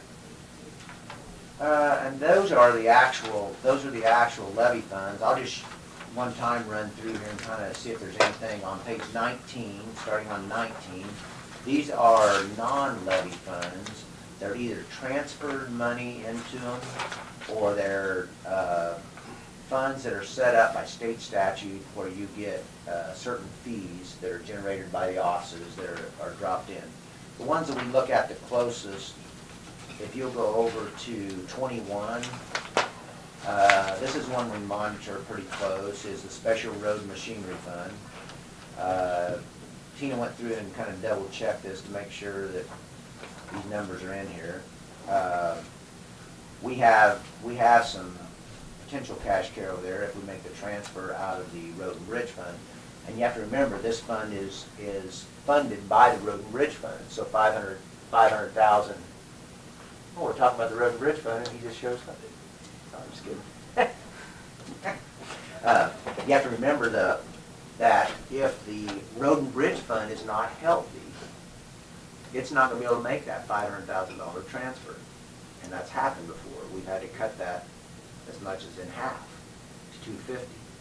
So it kind of depends on the philosophy going forward. One thing that Osage County has really turned around is they used to have, every year they would get 6 sheriff cars on lease purchase. And they did away with all the lease purchases and built into their budget cash. And so they're paying, I don't even think they have a lease purchase this year. They're paying they're building their budget based on a cash budget and not a debt budget. And that's a philosophy they wanted to go off of, and that's a pretty tough philosophy in today's world, because of the tax lid. Because when you have the tax lid, you can't go over the tax lid with any new debt, but as long as it's under the tax lid, you can do lease purchases, and that happened in the 90s. That's why the lease purchases became such a big thing to so many governments, is because that's the only way they could fund it when the tax lid was on in the 90s, is they had to go with those lesser payments, just like at home. People put it on credit cards, or they put it other. So that's just a philosophy, depending on the commission and the direction. That's what this fund in the past has been a lot of, is lease purchase payments. And right now we're not setting too bad. There's one in the middle there, 107,000. That's a balloon payment. Remember a couple years ago, I'll be honest with you, I missed one, and we had to pay it out of the general fund. It was a pretty good size amount. So even though this fund is not a tax levy fund, it thrives off of a tax levy fund, if you understand what I'm saying. The next page, 22, the bond and interest fund for jail. This is sales tax. This one has been updated since we talked last. If you look in the middle column on 18, the bond escrow payoff and the bond escrow cost. So at the end of 18, we will roughly have $296,000. And I just wrote out here kind of what Tina wrote to me, can spend on jail-related radios, equipment for the jail, or it can be put in the general fund if not needed at the jail. I didn't understand that part maybe, but I forgot to ask you about that. But anyway, that $296 is sales tax collected. You've paid off, you put in escrow, defease the bonds, and that's what the amount's left over from the sales tax collected. Approximately, because we don't know what the next 2 months will be. Yeah. But Mm-hmm.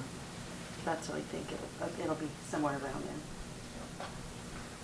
Then the next one, 22, this is another fund that's generated off of a tax levy, okay? So, again, if you don't keep your general and your road and bridge, the two biggest transfer funds, if you don't keep them healthy, then you will not have a healthy capital improvement fund.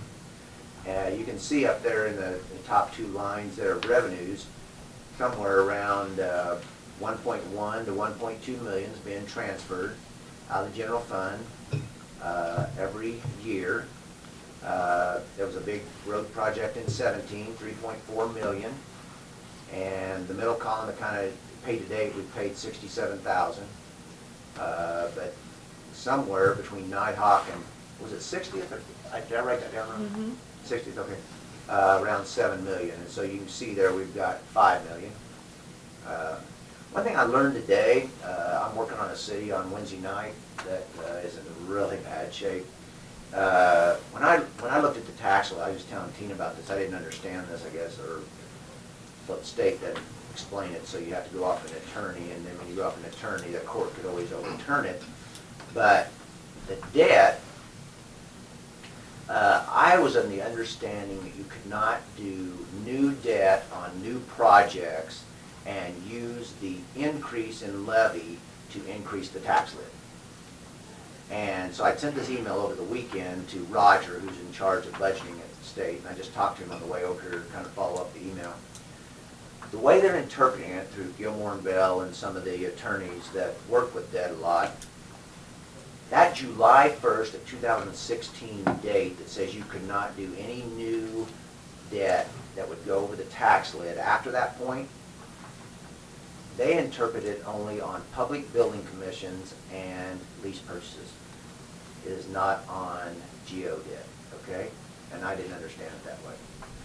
So I've been telling everybody for the last probably couple of years, but it really hadn't come up yet because the tax lid's only been on, this is only the second year. What's going to happen is that's really going to come into play probably in the next year because of what's happening in this little city is I think I've said a little bit about they actually accepted a gift, which is a golf course, which was probably a very bad gift acceptance in 2012, and they literally have no money left. They put it all on the golf course to keep it going. And so we're having to consolidate debt, and I didn't know if you could do that or not. So you can.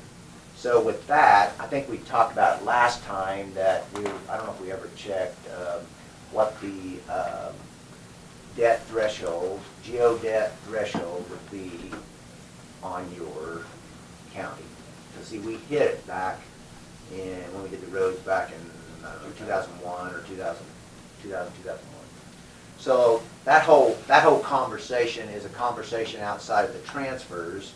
It's a way that you could still do road projects, and I wasn't sure if that could happen or not, but it sounds like it can. You can still do road projects. And then I was telling you, I think, Osage has done this twice, with a bridge bond, you can actually do an engineer's estimate. There's a statute that allows you to do an engineer's estimate of the bridges, and that debt does not have to go to public vote, okay? So like if you've got bridges that are in bad shape and the engineer's estimates based on that, you can go out and actually issue GO bonds for that without going to a public vote. All the other votes, you'd have to go GO bonds, you'd have to go to a vote, okay? So, but that's kind of all the side stories to the capital improvement fund. Right now you've got cash sitting there, but if you want to spend $7 million there, and you want to put a new transfer station in with another $750,000 that you don't, I mean, we'll see here. 1.5 or something. Yeah. Mm-hmm. So, but that's where we're at today, depending on what happens. So if you look at the next page, 23, risk management is the one we've had in place since the old landfill. And we put it in place there because of, if you remember, because of liabilities that were there. This is the one where I took it out for now. I didn't write it in, but I wrote it off the side here. This is the one that if we do levy the same mill levy, I believe we could transfer that $379,000 to get that same mill levy added to the tax lid at a dollar amount.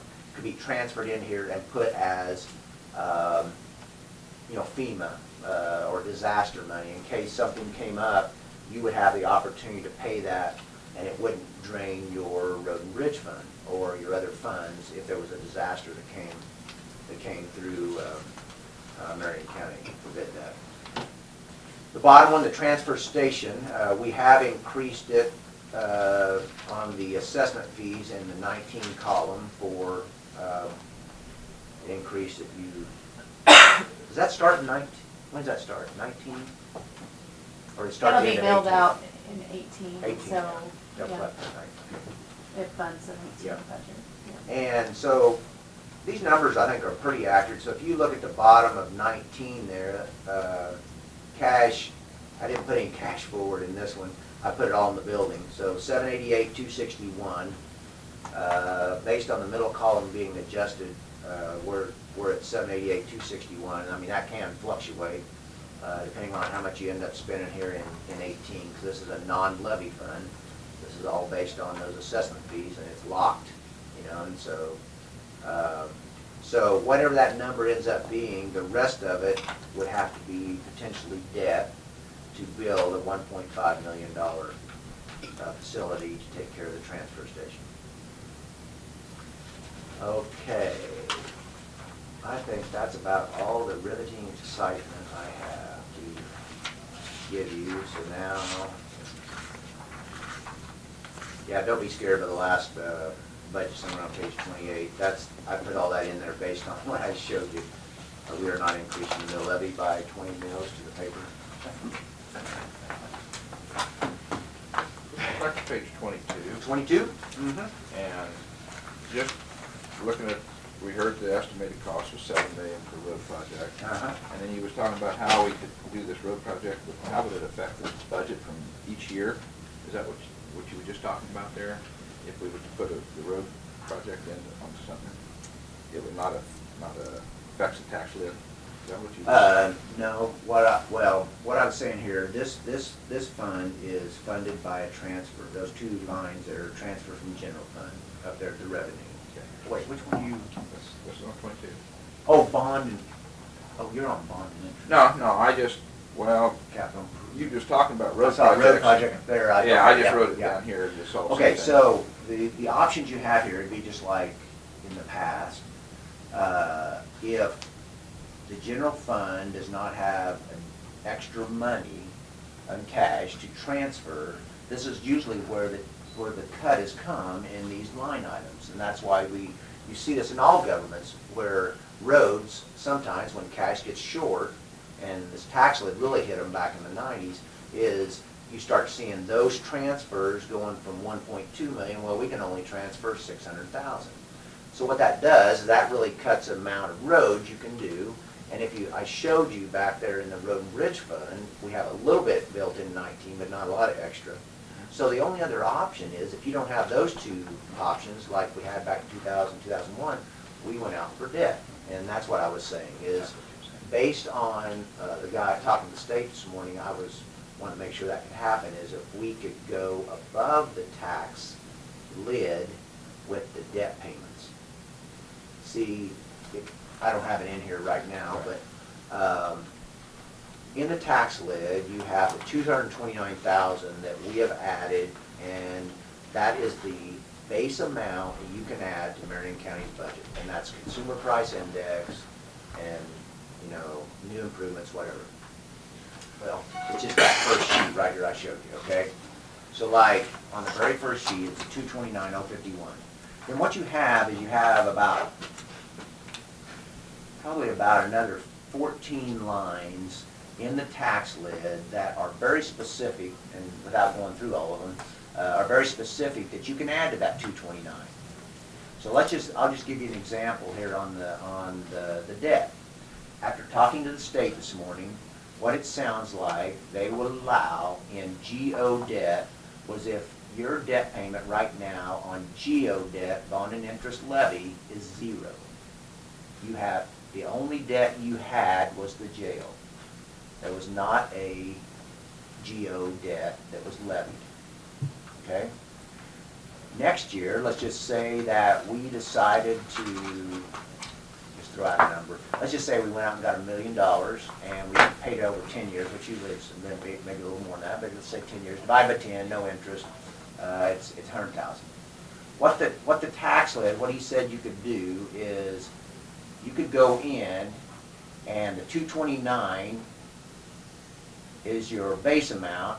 This last year in 18's budget, you had a 0 levy for bond and interest. In 19's budget, if you decided to go with a bond issue on roads and it was a $100,000 levy, you could add that $100,000 levy to the 229 and you would have the tax lid increase, or the amount in the tax lid, of 329. You see what I'm saying? You can always increase the bond and interest levy if it increases from year to year. This could also happen with a balloon payment. Like some entities, what they'll do, I've got these townships, which is crazy. They'll pay $19,000, $20,000 for a grader each year, and the last payment will be $153,000 to get that cat grader, because they want to have that cat grader, but they do a balloon payment. Well, the balloon payment just happens to be the trade-in value that CAT is giving on the next one. So they get a new one and they just keep that going. With this logic here in a city or county, you could actually fund that last one if you wanted to. You could just say the levy goes up by $153,000 this year, and you'd add it, based on what I had the conversation with to the state this morning. See, when this first came out, I did not understand that GO bond levy increases on new projects would allow that. But he said the way the attorneys interpret it is only on lease purchases and public building commissions. So what you're saying is GO bond and interest is totally outside of the tax lid. That's what he told me this morning. I was really, I had to read the email again because I didn't hear that before that. But now, as he says in an email, a court can always overturn it. Sure. But if you look at the tax lid, I don't quote on this, it's a debacle. The way that the legislators described it, there's no specifics that say this is exactly the way you put it in for law enforcement. This is exactly the way you do it for emergency management. They said you couldn't do buildings or remodelings, but everything else is just kind of like, what counts as emergency management? Does a county attorney's budget count because they're the chief law enforcement officer of the county? It's things like that, and this is another one of those examples where we're going off of what the state said. Roger's awesome. He knows his stuff. And he's not going to go out on the limb and tell you that without, But Gilmore and Bell has said that in that statute, you know how it goes. A lot of times it'll go 1A, 1B, 1C. That last part only applies to the lease purchases and to public building commissions. So that, to me, opens up the opportunities a little more than what I first understood. Yeah. That make sense? Well, not sense. Does that, you guys have any other questions, I guess you should say. So, that's pretty well what I have put together. But, we need to really decide before we can really probably move forward here is what the mill levy's going to be, then what we're going to do with salaries and employee benefits, and then because I think most, except for road and bridge, most of the budgets Tina's went through and said this is what's happened, and she knows way better than I do on the day-to-day. I'm just taking the numbers, putting there. I spend that extra time on cash because I've seen this happen in the 90s. If we don't pay attention to cash and the tax lid stays on for 5 years, we're going to be hurting for cash. So that's a hard one to deal with when we have no cash.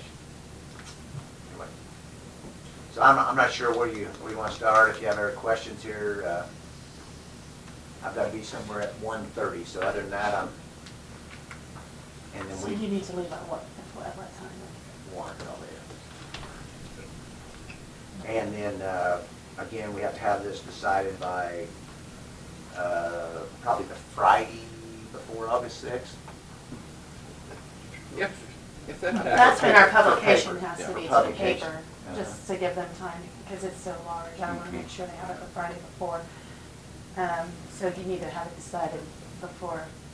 If the tax lid stayed on, we took your first choice here of 72,848 for the mill levy and 0. No, yeah, that's it. Yeah, so that's your first choice. That would continue, if we did it again next year, you could go back down, you could just continue dropping and losing money all the way through. Yeah, that's what happened in Osage County. They went from a mill levy in '90s because they went out for vote for 4 times to go out under the tax lid. They voted them down all 4 times. So their mill levy, they were a growing county. They're right south of Topeka. They had an incredible amount of people building houses on the north side of their county. And so what happened is they went from a mill levy of 41 down to, I think the lowest it got was 23. because they were locked in dollars.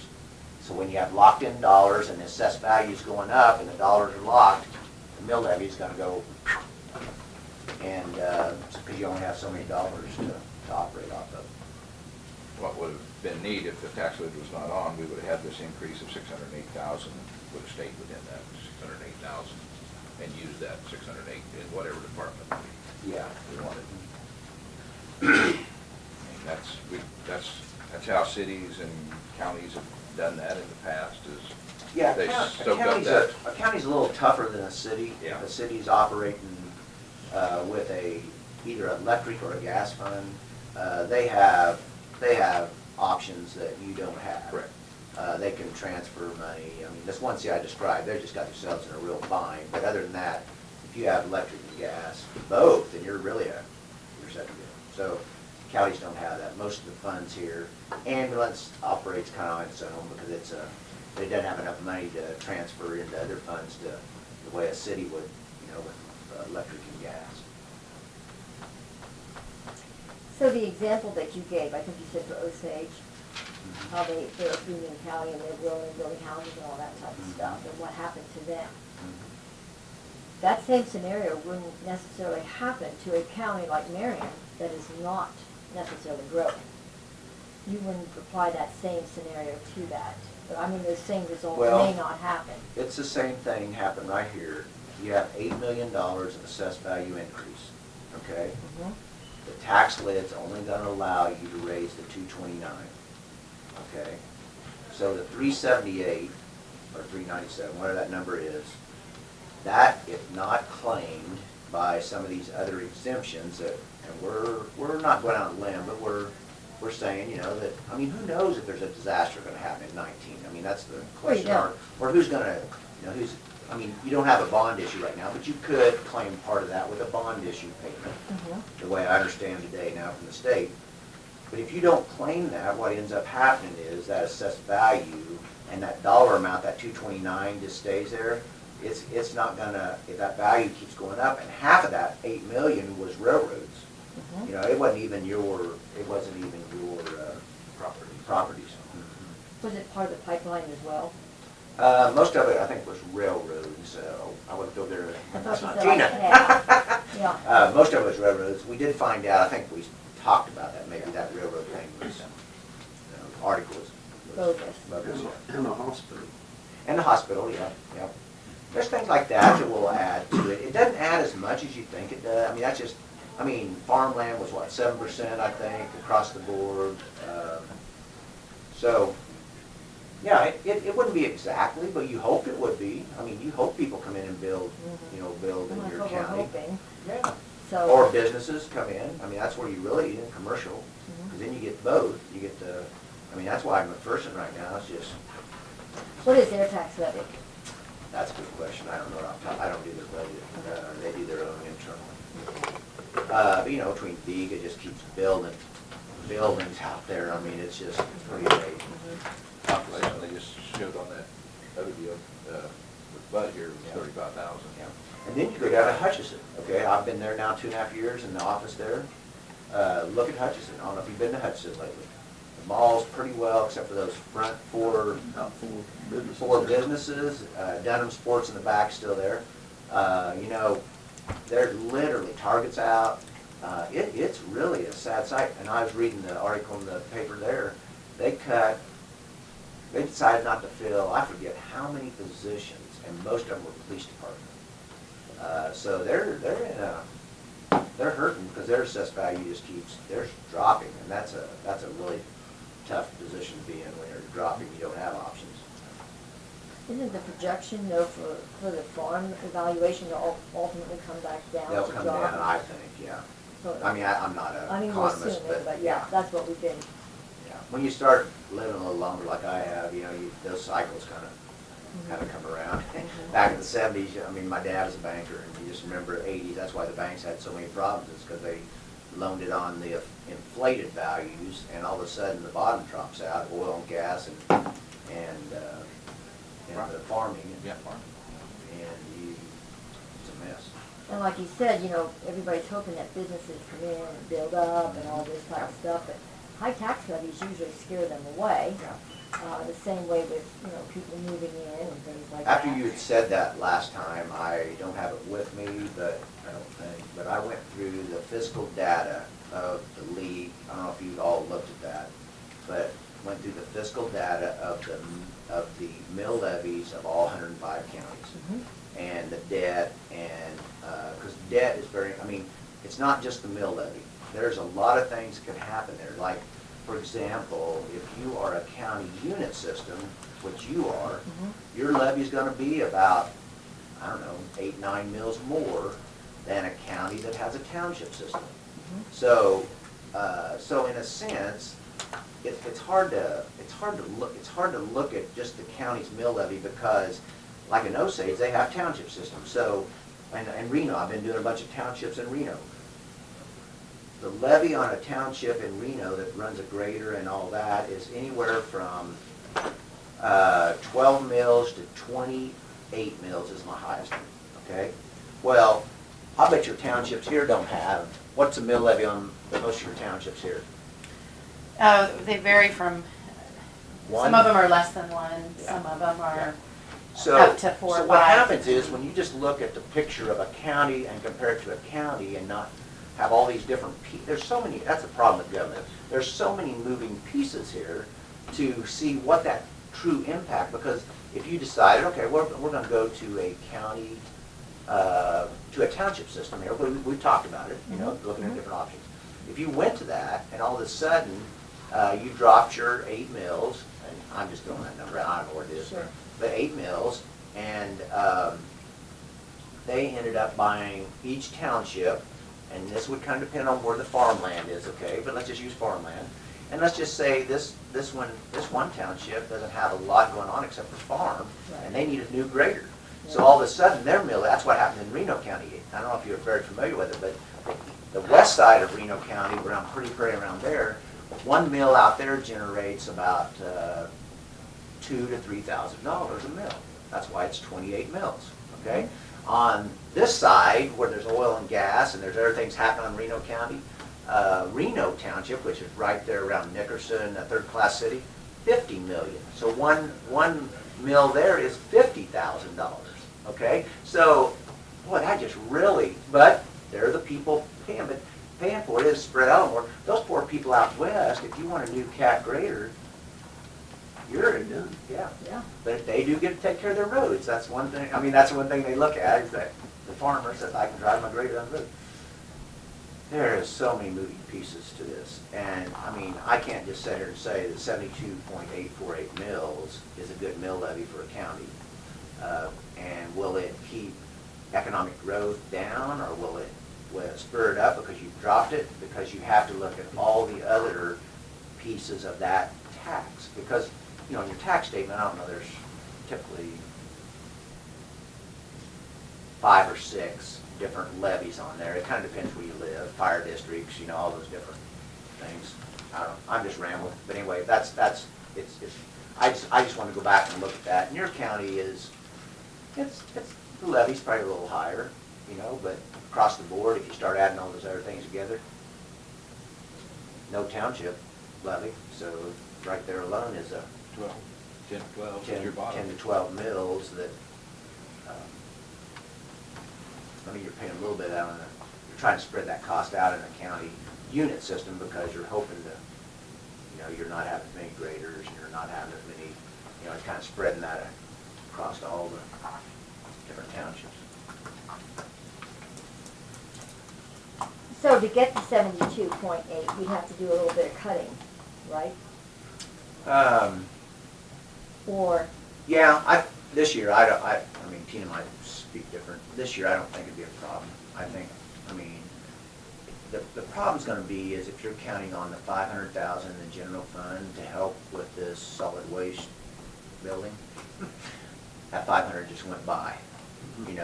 There's things like that you'll see just drop off. And then that'll be the first thing to go. It'll be the line items where you have additional money built up that you've been building up over the last several years. Then what goes next, if it goes for the second year, then you'll start seeing, that's why I made such a big thing about cash carryover. You'll start seeing the cash carryovers start dropping. So, so for this budget, 19, we can make it happen, I'm pretty sure. But it could limit opportunity in the future, you know, if we, I don't know, it's such a. And there's for so many another reasons. phase of it too. Mhm. When you, I'm asking you basically, is in some of the individual budgets, Mhm. there could be inefficiencies Could be. that could be corrected Yeah. to help reduce and not cut or not make that department suffer, but actually get them more in line, or hold the line. The reason I like this way the state has went with this, and I wish I'd have kind of probably went with it a little more last year, but when you put in a cash carryover in the 19 column, which is the budget year, what that does is that says to the public and to you and everybody else, this is the cash that we're expecting to carry over, and we've always tracked that. Mhm. But it's hard to find, I mean, it's harder to find because we look for that, make sure we're not running the red. But what then that does is it makes the department heads then go up to those other 4 lines and say, these are the bare bones of what we're gonna need in the 19 column, and then knowing that this is the cash carryover and we can't touch that. Mhm. So it makes it visible. See, there was a little city here in Marion, I used to do it, Jan does them now, but they call me in July and they go, we spent 89% of our budget, are we in trouble? I said, you're in July. You should be at 50-some, you know? And what they had done is they spent the line items, because they thought they had enough budget, but the budget and cash was all in the same line item. You see what I'm saying? Mhm. And so if people don't understand, it's hard for people to understand that. So this presentation, the way the state's going, makes it a lot more understandable for a citizen, because they can say, here's cash, and then here's what the budget is. And is that budget got any, you know, things in it that might be fluff?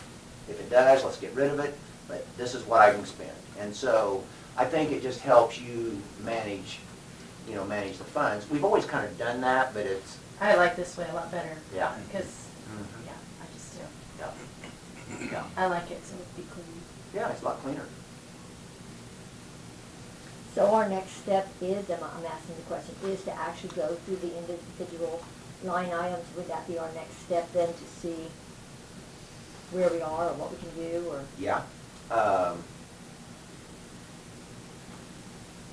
don't know, you went through most of them except for Road and Bridge, what was the other one? Special Bridge? The Road and Bridge, Special Bridge, and employee benefits. Oh, employee benefits. But see, a lot of you these are might- dependent on what you decide to do. Right. I mean, we can, what we're wanting, if we're wanting to go through each line item and cut where we need to cut, that's really not gonna get us much. That's not necessarily commission that would be needed to do that.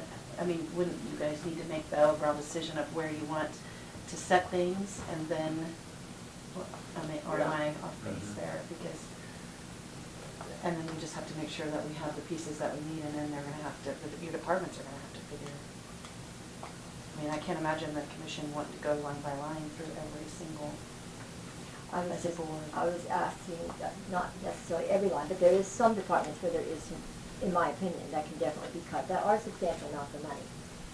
And as a whole, would help keep it down. Some of those, I think the hardest thing to decide, and you really are the ones to end up making this decision. Let's just use aging, okay? They have a van, $38,000. We really don't have a lot of extra money sitting around anywhere else. So, that's what it kind of comes down to. That's the way most of those departments are. They'll have a line item or two that they've built up over time. Now, health fund, that's a decision you'd have to make, is do we want to cut the levy and take some cash that we're not going to get in 19 and then leave the levy instead of 97 down at 67 or whatever. Because there is some cash in that fund, but I don't know what you're planning on doing with that. But there's not a lot of extra, I don't think there's a lot of extra money sitting around, because one mill is 136,000. So when you start looking at 136,000 as one mill, Mhm.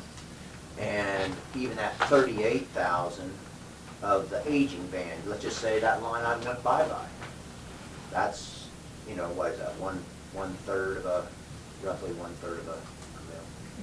But if you did that to each department, or even more in Yeah, some, and I less guess in I others. totally understand what you're saying. I guess the question here is, what is the philosophy of the commission? Are we gonna take those line items like that have been built up over, you know, 5 years and say, it's gone? I guess because that's what we're gonna be talking about. And when we go to each one of these budgets, we're gonna be talking about money that's been built up for a future purchase. Now, there may be, I mean, inefficiencies, the way certain things are bought or certain things run, but a lot of the bigger purchases, you all, just like this morning, you decided on, I heard you say something about paper, I don't know what all the decision was, but that was a decision. You have the, you know, I'm gonna buy paper, and that goes into a commodities, you know, line item, and that's the kinds of things, those bigger ones, you've got control of that, you know, of when those come through on a purchase bid or whatever. And to me, the budget is only a guideline. The purchasing and the way that we that we deal with that purchase at the time that the department head or whatever, that sets the tone for what money we're going to have in that line item. And so I understand that, but I'm just saying, if you authorize, let's just take your aging department. Sure. And just say that on the budget, you authorize, you have these line items, so and so and so, Mhm. okay? Yep. You have to raise the mill, and I'm using this as an example. And in order to allow them to have that budget authority, Sure. we have to raise the mill levy to do that. Mhm. Now, it's true, when they come before us and tell us, instead of buying a $38,000 van, maybe we would like to buy this $45,000, yeah, we have the right to say no.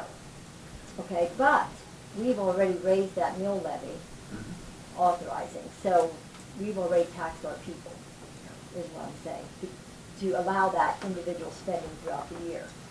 Whereas if we keep the mill levy lower and say, this is it, we're gonna have to make it work, maybe this year you'll have to lift the van along a little longer, or whatever, and Sure. maybe save a little more this year, maybe next year will be Yep. better. Yep. Then you're not taxing the people as heavily, Yep. and you're not crippling the department. Let's look at page 14, aging, and let's just talk about that. This is the way I would go through and look at this fund, okay? Okay. And this is the way you'd have to do every one of these funds. Okay. And I just went with this one because it's what you. No, I used it because, It's simple. It's a lot simpler. Okay. To what you're saying, any of these line items, the way the state of Kansas looks at these total expenditures is they look at that there is not a budget violation unless you go over total. So just because you put these line items in here, these 4 or 5, they can be spent any way that department head wants. So I understand that part. Okay, there's a flexibility. If we look at column 17 in the aging on the top there, and you look at salaries, and let's just go down through there, and I guess I'm just wanting to make sure we're all on the same page here.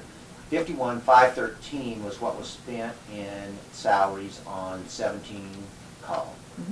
The middle column is what I adjusted to that was in the 18. It looks like it's going to be paid out this year, okay? The 19 is about the same. I'm not, there's some of those I'm not exactly sure. They're just a few dollars different of what 0% would be, okay? So this one's been adjusted for that. The next one, contractual. 22,627, 22,650, 24.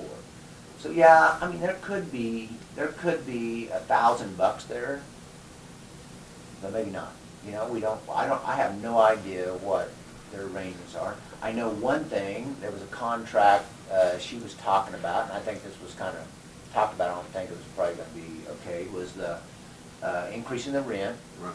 you know, for this aging or for the facility to help out the senior center. Okay, so there might be something that goes there.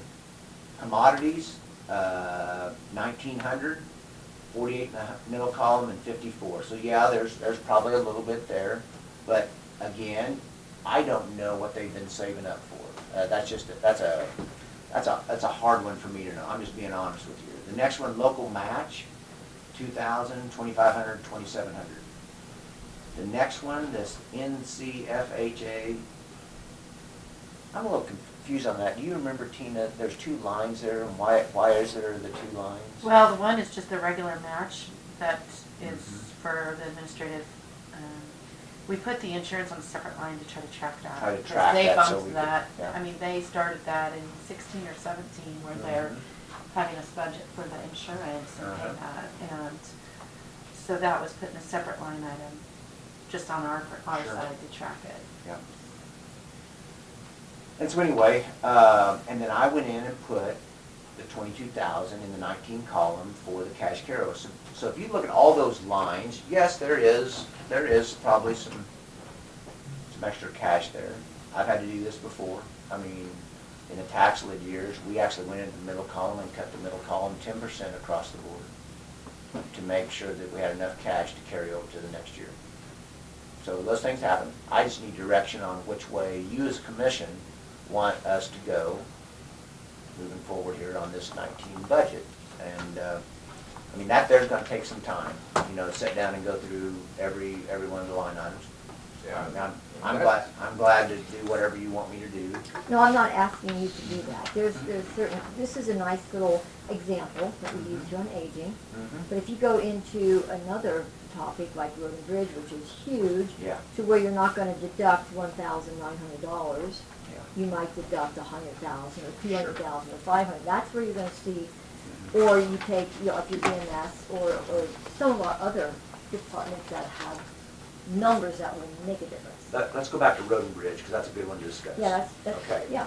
Okay, we can flip back there, but I wanna, here's kind of my philosophy on the road and bridge, and it's not in any textbooks or anything, I'm just. Okay, so if we go to page 12, and we say, oh yeah, we got extra money in every one of these line items that I've got circled. So, off the top of my head, let's just add those up. So there'd be 150, there's 220, so there's 370, there's another 300,000, there's 670, 770, another couple hundred, you know, close to $1 million probably, okay? Mhm. That's cash carryover if I hadn't built in this 1.2 million on the previous page, okay? So with that one, yes, we could get a lot more dollars out of those line items, but we've got a project that potentially is gonna cost $7 million, and we've only got 5 million in the capital improvement fund. So some way, we're gonna have to fill that gap in between the 7 million and the 5 million. And what's gonna happen if you go through with that $7 million project, all those line items that we think we've got extra money in, they're probably gonna be gone.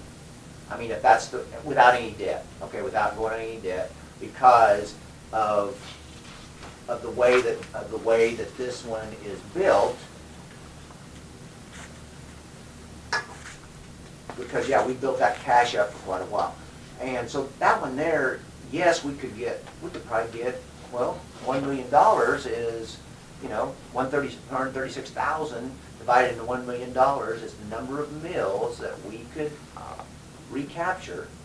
But then, that's the problem with budgeting is, if we take that away, how are we gonna fill this gap over here between 5 million and 7 million if that's really what you wanna do with your road projects? Does that make sense?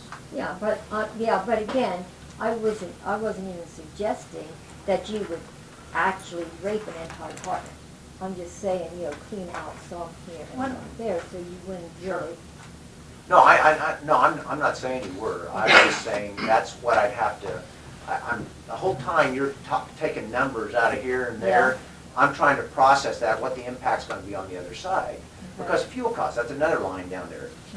Who's to say, you know, we spent 334,000 in 17, we've got budget 350 in the middle column, we have 520 in 19, and if we do use all these other line items for the road project to try to get that accomplished, and diesel goes to $4 a gallon, you know, you see what I'm saying? I don't know those answers to those things. How are we gonna, pay for that? 'Cause I don't know what that 334 is, probably an average of, I don't know, you get a kind of bid price, so $2.50 a gallon? On fuel? $2 a We gallon? just did some fuel bids just a little while ago. Yeah, I mean, over 17, I just kind of remember, I don't remember what, but it's went up quite a bit. I have a decent pickup, I know it's, One thing I was gonna mention too, when you say go through line by line, in this fund, I haven't done that yet with the road and bridge department, because I do that with every fund, and I've done all of them except this one and one other, but we go through on the current year to see how are we doing, are we on track? We budgeted this much, are you going to be able to spend it all, are you going to be doing enough projects to do it? Or is this money that's available in next year's budget? And so every year, we meet and go through all of that. And so this fund, that hasn't been done. And then, yes, you'd want to look at the proposals they brought, especially in your bigger funds, and see if you think they're reasonable or doable. And if they're not, then those budget proposals, those line items, you can address those. But I just want you to know on this, we are doing what you're saying on going through them line item by line item. This fund hasn't been done yet for the current year. 233. 233 for diesel. So, I mean, if that goes up $1 a gallon, that line item's gone, basically. I mean, it would. But, no, I totally get, I mean, I've had this discussion for 35 years. I know. Okay, do we want to worry about pencils and paper, or do we want to worry about what really is going to impact a budget of any city or county? Pencils and papers are important, but I'm not sure if that's a discussion that we have to have, on getting a budget out. Because what ends up happening is, it's just kind of like when you cut the 10%. I totally understand that you cut the 10% in the middle column. It's kind of like a one-time adjustment, okay? And it does make the department heads really, squat down and make sure that we can get through here. But is it a long-term answer? And so that's something I've tried to look at over the 35 years. What's the vision of Marion County? Where are they headed? That's What's- my point right there. Are roads the most important thing that we want to take care of? Are the people that work for Marion County the most important things we want to take care of? It's just those type of bigger pictures, because that's something we've got to do in our business. We step back, and you can always try to find, my partner Keith Jansen is the best at finding the lowest paper price in this Midwest, okay? I mean, that's just his mentality. But what's the vision that's going to make the most for Swindle, Johnson, Hawk, and Lloyd in the big picture, and where are we headed? And I'm bloated. I enjoy budgeting, so you just tell me what direction you want me to head with Tina, and we'll do it. But I think that's something when people are budgeting, they lose sight of is where do we come from? With the roads, that's a great example. Where did we come from? Where are they at right now? And where do we want them to be in the next 2 years? And if we want them to be a certain place in the next 2 years, as you've already seen, that $7 million is a big number. I mean, that's, I've seen that $7 million. I've seen that on that one particular project. So in essence, what are you suggesting here? I'm listening to what you're saying. So I'm suggesting 72.8. Okay, what are you, because you're not agreeing with me, I can tell. So what are you suggesting? kind of putting me on the spot, aren't you? Yeah. Oh, I just divided here. 7 million divided by 1 mil is 51 mils. That's a big number. And we have got right now,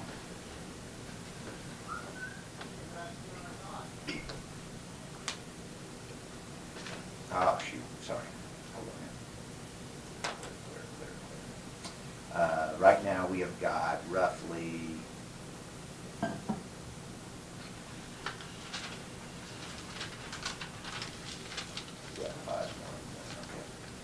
right now, that of that 51 mills, we have 36.27 just in the capital improvement. And I just use the big ones because the big ones is what eats you alive fast, okay? So right now, we're sitting with a deficit of roughly 15 mills that we've got to figure out how to fund if we're going to do a $7 million project, okay? So 15 mills.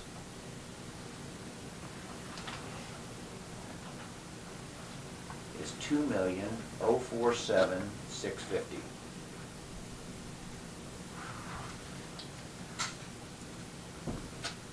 So, if I was sitting on your side of the table, which I gotta watch this because I'm your auditor also, I can't be in management. But, I probably would not cut it. And I'm just being very honest with you. The reason being is because that $379,000 that we're gonna set aside in risk management potentially, if we did go the other direction, burns up real quick when a flood comes along and all the gravel's off in the ditch. And so yes, there are, in all the governments I work in, there are so much, I hate to say this, but there's waste. I mean, you know it is. Oh, yeah, I know. I know in my business, there's waste, and we're trying to address that. We try to address that every day. But to cut about 2 mills out that might be ours if we put it in the disaster line item, what that does is it just gives me a little assurance that if a disaster does come along, I've got that money set aside if the federal government doesn't pay on it or pays a year slow. I don't know, I just don't want, like this one I'm gonna work on Wednesday night. This was not a decision they got. They have $75,000 of cash to the total city of 700 people. 75,000. They're so I'm far. sorry, what did you say? They have 75,000 in cash for the entire operations of the city. Water, general operations, ambulance, everything. This was not a decision that was made overnight. It started in 2012 when they took on the golf course, and it was a decision each time they approved certain expenditures. That's what I was saying earlier. So, is it gonna break us to go with the 229? No. I can make it happen. I mean, we've made it happen before, you know, with the budget. What's the long-term impact, I guess is what I'm saying, of making that decision? Is it gonna really drive economic development just because we dropped the mill levy? Or is it gonna be a vision of what Marion County needs to be at some point, or wants to be, that's gonna drive economic development? You see, that's probably a, I don't know, I can talk forever, but anyway, I in a tax lit environment, if I cut that, and they leave the tax on for 5 years, I'm just watching out for you over the next 5 years. Now, if I knew next year, the legislature, they took the tax lid off, and we made that cut of 72, and we had the flexibility of something come along that was, you know, that we really needed to address, then I probably wouldn't be as nervous, you know? Because what that's gonna do is you're gonna see cash balances start dropping. If it's only for 1 year, it's probably not gonna be that big a deal. If it's for 3 to 5 years, we could be in a hurt. Because the one thing I haven't added to this is the transfer station. See That's there? one thing I was gonna mention. And in the capital improvement, you keep talking about the 5 million, but that 5 million isn't gonna be in there until we make the That's gonna be transfers in spent. 19. Yeah, Not this year. Right now, we have about Exactly. 3 million. yeah, By the end of the year, if we make all our transfers, we may have 4 million in yeah, there. exactly. And And it depends what you spend this year. You know, there's other projects in there besides Right. just those 2 big ones. yeah, the other thing is on the transfer station, I mean, because I've been asked a few times, you know, where we can find the money. The only way I know to fund that without going for debt, or it would be to not make those transfers in this current year and use the capital improvement money for Mhm. the transfer station. Yeah. That's the only way I know that I can see. I mean, do you see any other? No? I mean, we'd use up that one line item of 500,000, but in a sense, you're taking that from general fund too. You're starting to lower the cash. You're talking about the general The purpose building. building, right, that one, Mhm. but that wouldn't be enough either. So, This is a big business, and that's what operates a big business, have to have cash. They have to have something in the bank to work off of. You didn't do a 3/30th project last year without having money in the bank. You went out and you paid for it, you got the job done. And that's been the philosophy, even of the commissioners before me, is to try. Jack Bruner set the mill levies, they did that back in 2000s or so, when they tried to pay that paving project, they set some mill levies to accomplish for the roads and have some money going towards that. And since then, that's been the philosophy of the commissions, to try saving some money to go, so we have some roads, so we get some roads when we have them. So, you know, I understand what Diane's saying, and I'd like that, but this tax lid scares me. I mean, I've always operated with positive cities or counties, and operated in, I don't wanna have to go borrow something every time you go have a project or something break down. I don't wanna have to go borrow that money. I'd like to be able to fix it, get it done, and keep it moving. But so that's my philosophy, is that we've got to have some extra cash in here and try to protect it. And we build up, we wait for roads, and things like that. And the window project is 650 or something like that, Tina? Was that total? And then now we're getting some cash credits back, tax credits back on that. Of the cash that we spent, because we also did a lease purchase on part of it, so. The windows, yeah. The total project was a little around 800. 800,000, see? Yeah, so that kind of thing, and we've got tuck pointing, we've got things on this building that's been advised that somewhere we're gonna have to have it again someday, and so you gotta have some cash to operate in, so. But I'm ready to vote on the mill levy staying at the 75.6.27. Well, I'm not ready to do that Okay. at all. I think we still have some more discussion, or at least another meeting or something. This guy needs to know where to go. You know, I don't want to get into a rush. This is important. I mean, you said you have a little more time, and even if we have a meeting here or something sometime, that's fine. I just can't see just jumping the gun right away. And another thing we're not even considering is the pilot agreement. If we get a pilot agreement with this windmill, which we really should be working a little more close on that, we're kind of letting that fall through the cracks, and that's hundreds of thousands of dollars, or potentially hundreds of thousands of dollars to this county that nobody's even talking about. Now, I know that's a gift. I got that. But it's also very real, or could be very real, if we got on the ball and got into that. And then with the other windmills that are coming down the pipe, potentially, which the gossip is, I'm not gossip, the talk is, there's lots of money potentially coming down the pipe if managed and addressed properly. So, but in the state of the budget that we are right now, and I understand what everybody is saying, I understand what you're saying also in your business.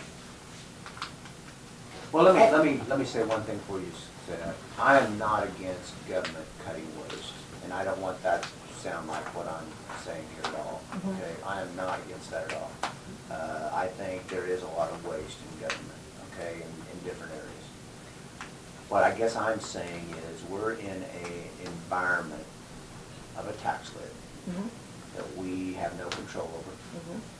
We have no way to raise any other revenue outside of debt in a county. Now, this pilot agreement, I mean, some of these other things that you could bring in extra revenue, but we don't have that. If I was in a city right now talking to you about this, I wouldn't be as worried, because what I would probably do is go to the electric fund or the gas fund or the the water and raise the rates, because I have other options, to take care of that if the tax lid went on for 5 years. Here, I don't have that option. I don't have any other ways to raise it, because I've been through this before, 4 years of it Osage. What we ended up having to do towards the third and fourth year, we talked about closing the senior center down. We talked about closing down the health department and going with a health department that would be run through, I don't even know how it was going to happen. But those were the kind of questions we got to, is it was not just, we'd already cut the 10% and all those others. We were in a tax lid situation and nobody wanted to go, the rates to go up. So And that's a tough one to be in. When you start telling people that, oh, you're no longer gonna have your senior center, or, I mean, and I just don't wanna see, based on past experience, I don't wanna see Marion County have to get that way, because we don't know how long this tax lid's gonna. It's not I just wanna spend money, it's just I don't know how long this tax lid's gonna go, and,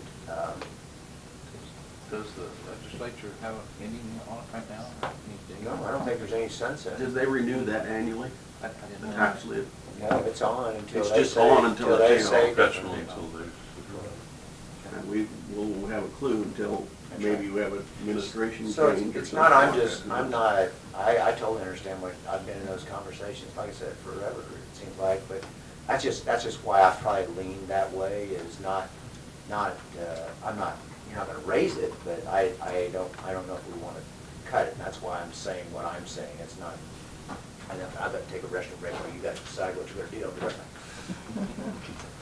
back. I think, there's several different prongs to this whole thing. We need to look at the immediate budget. And yeah, if you look at that, there's areas that we probably could cut. And I'd love to be able to lower the tax levy. But then again, like I said, with this tax lid and what we're looking at in the future, take for granted roads. Do we want to continue to be a county that is building roads? Or do we want to be a county that's just trying to maintain, period? And if we're in that scenario, then we've got blacktop roads becoming gravel roads again. I don't know, maybe. There's different pronged approach to look at this, so, it's easy to look at the short term and say, wow, valuation went up. We can do some work on this mill levy. But I don't want to shortchange the county going forward. Yeah, a short-term lowering of the levy would certainly, make most taxpayers smile somewhat. But then I'd hate to come back in a year or two and say, oh my gosh, okay, tax levy, there we go again. That's when they're gonna be mad at you. Is when you Right. go back and say, Yes. I am personally, as a taxpayer, I'm gonna say, what were you guys thinking? Here you can lower it 3 mills and save yourself $4,000 or whatever. But then in 3 years, you're gonna come back and ask for 6 mills back from me. I don't wanna do that, where if you stayed at 3 mills, you might stay at 3 mills for another 10 years. Yeah. I worked for a city for 33 years. When I first was there, they came in July and said, do not buy nothing. Don't buy pencils, don't buy nothing. That's in July. You don't want to get to that point. No. I think I'm just reading this into it, and I probably should shut up, so tell me to shut up if you want me to. But what I'm reading into your deal, Diane, is that you're talking about waste and stuff. I think you need to go directly to department heads and deal with how they're doing their process, whatever waste. I know you and I have talked about roads before, and if they're not doing it this exact way, and then they have to come in and redo it in a year, that's waste.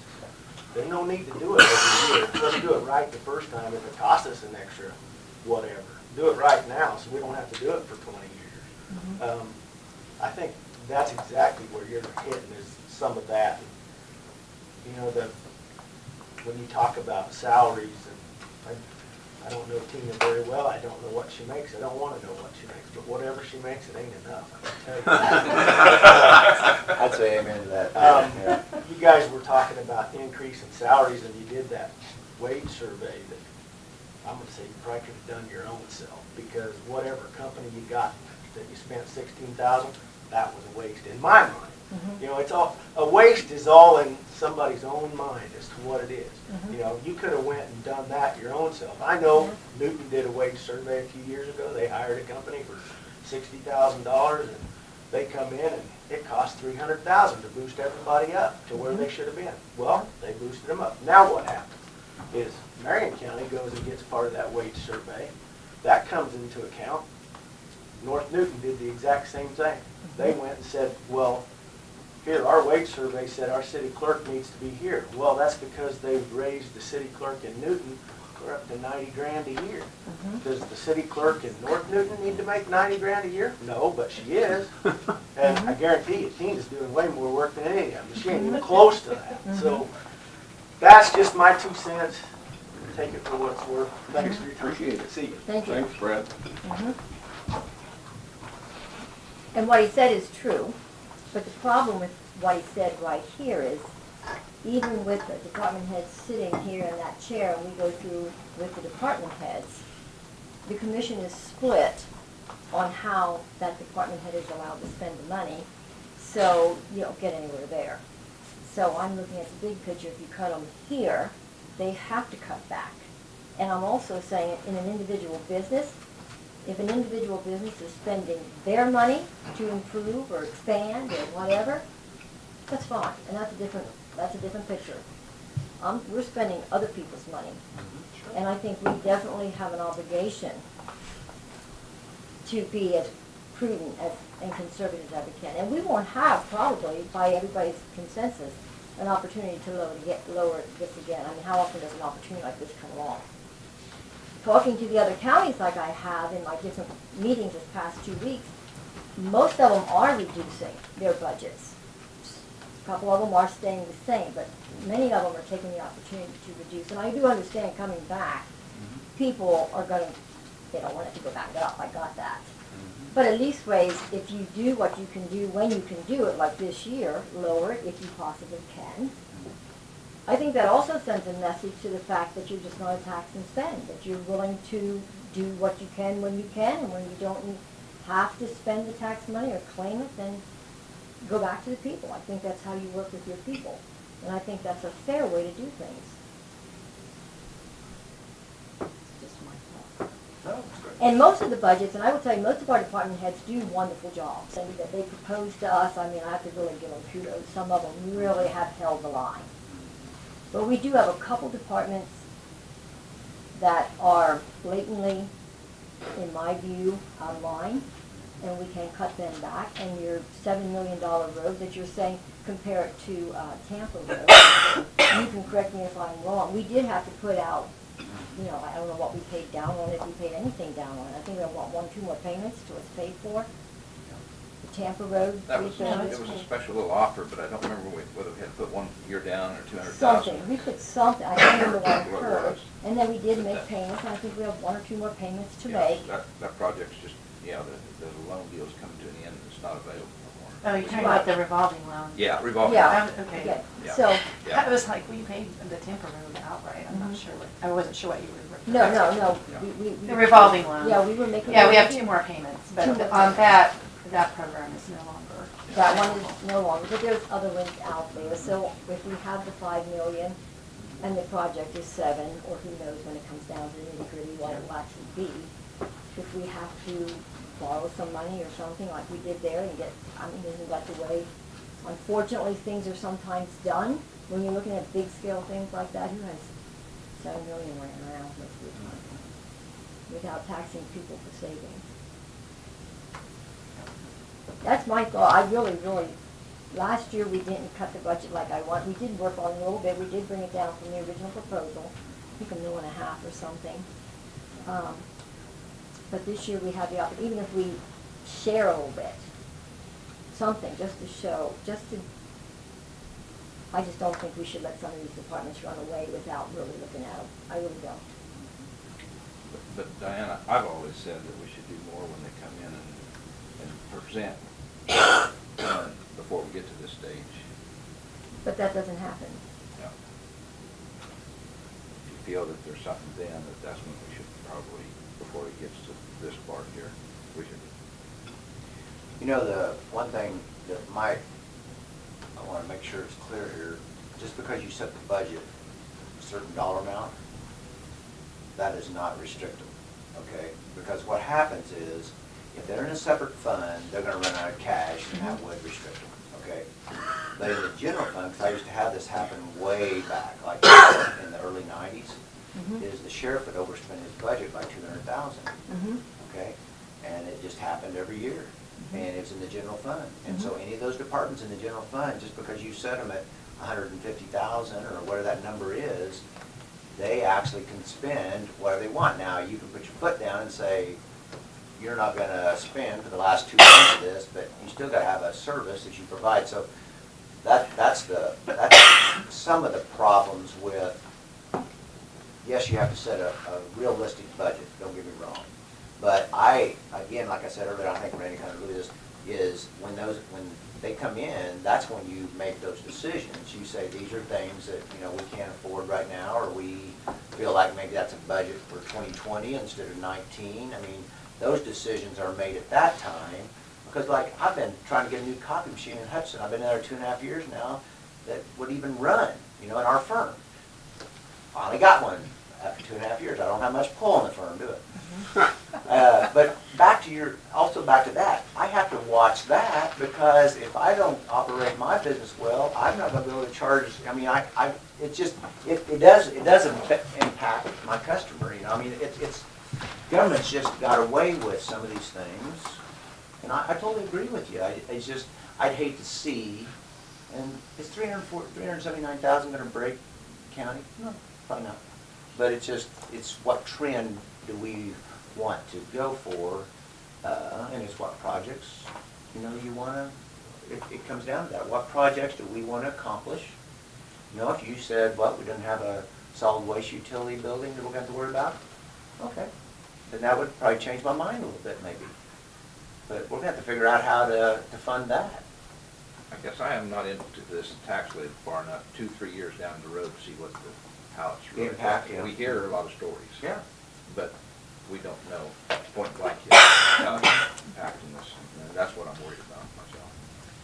I think your scenario that you gave on the sheriff, and that's a very real thing, because I think under the Lincoln Newlander thing, we all have that. They can spend, and we can't control that, but that's not true to all departments, I don't think. So, but I really would like at least the opportunity to discuss maybe 2 departments, some individual things, and in conversation here with bringing it up, and I hate to say this, but within our commission right here, when we do have some department heads sitting there, and you bring up certain things, you can't discuss them, because it gets pretty heated in here. So I have just sat here and kept my mouth shut many, many times, and I noticed in the individual budget proposals, some things are in there that were just mentioned, but now they're in there, and somehow they're going to just slide right through the door, right under the carpet, by doing it this way. And that's what I'm trying to prevent. Okay. So that we can keep them in line, or keep things fair and reasonable. Sure. Fair and reasonable, that's all I want. Scott, do you see globally, talking about the state of Kansas, globally, this tax lid, if the budgets aren't managed correctly, cash balances will be, if we have a 5-year, you're gonna see cash balances in Counties especially. taken down. Yeah. Yeah, because like I said earlier, they don't have other revenue streams to keep them afloat. Like the city of Galva, I live in Galva. I went down there 4 years ago. We were kind of hurting.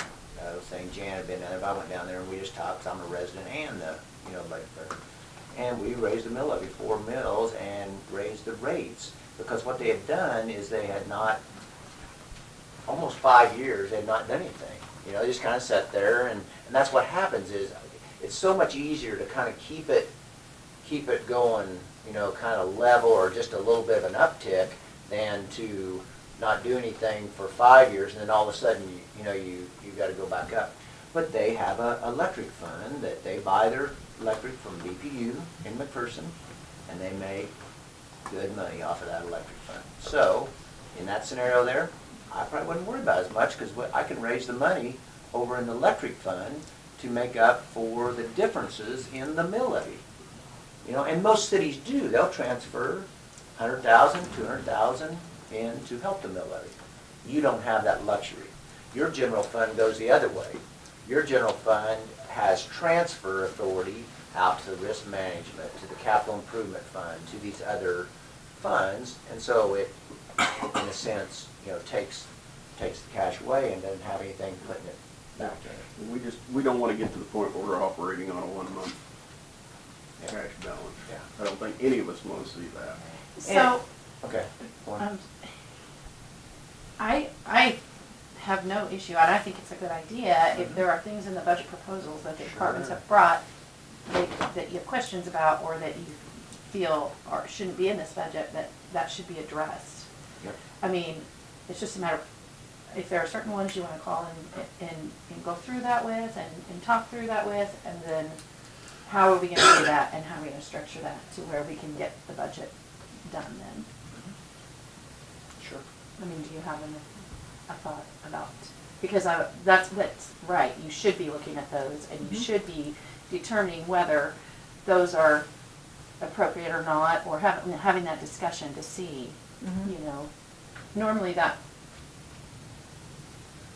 I mean, we're getting far enough along that it needs to be done right away, or should have maybe already been done, but that's what you need to address with the departments and then figure out.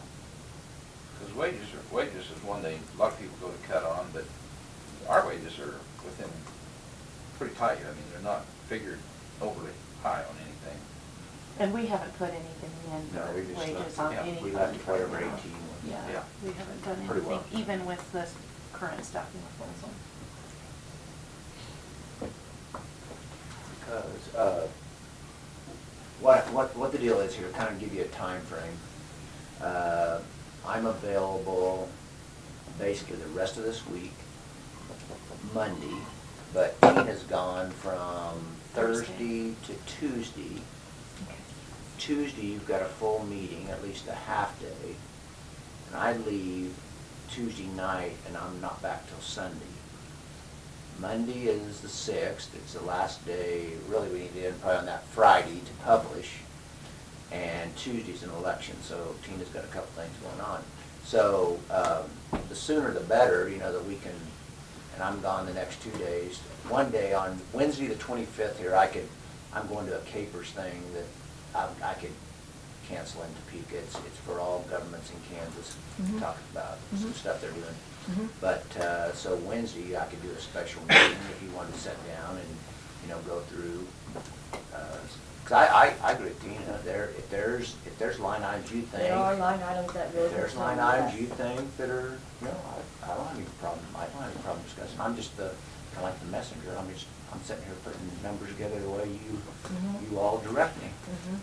And Tina, you know, and I work however you want to. You can still set the budget and go back through the meeting, go through with each department head and cut them and not let them spend that budget too. Yeah, that's the other thing I was gonna mention, is you could set a budget, and then if there are things that you have concerns about, bring them in, have those meetings, and let them know, you know, that where the commission is with those things, and that even if it is in the budget, that needs to not be The worst spent, thing and it would you be. hear towards the end of the year is, well, I've got this, I gotta spend it. I hate to hear that. That just don't make good government. Nope. So there's two ways Okay, so that you could address it. you said that you're available on Wednesday, is that what you said, this Wednesday? Yeah, I could, Can we look at some of these things? Or, so, first off, I guess I've got to ask the commission, because I remember very well the battle from last year. And I really don't want to get into a battle.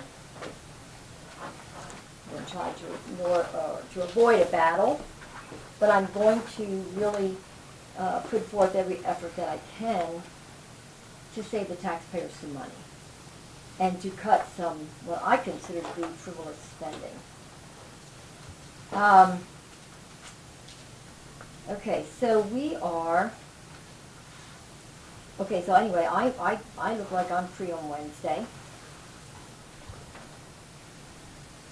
What does, or whatever What day. works best for you, morning or? it doesn't matter. Actually, I could do afternoon, and still go to the Capers thing. So it's just whatever Do you, an afternoon then. because I think it's over it goes from 9 to 11, I think. And Topeka from here is what, Cut off this hour and a half, 2 hours. hour and a half, yeah. So, it's whatever works best for you. What time is the county fair? Is that Wednesday? That's what Are you guys supposed to do something this week? Parade. Let's The just parade do the is it on morning. I don't Wednesday? have to go to that Capers thing. It's on, other post-employment benefits and how Capers is gonna handle that. And so it's just it's a number, it's more of a numbers thing for us, but I can get the information from somebody else. And you know, actually, what we need to discuss, if you can't make it on this particular deal, because if this commission is not in agreement to do it, it'll be a waste of your time anyway. No, I wanna be here, because I think, you know, we can listen. I mean, if I'd miss out on the conversation of what you talked about. It helps, I think, to be in on all the conversations. So you just tell me, I'll be here. I mean, I'll be here in the morning and get it done, and you don't have to worry about it with the, fair and everything. Okay? So you wanna go the 25th then of July? At Fine with me. what, 9 or 10? What's your time frame? Yeah, or, I mean, I'm up at 4:30, so whatever you want to do after that. Please no. Eric, did you have your hand up? No. Okay.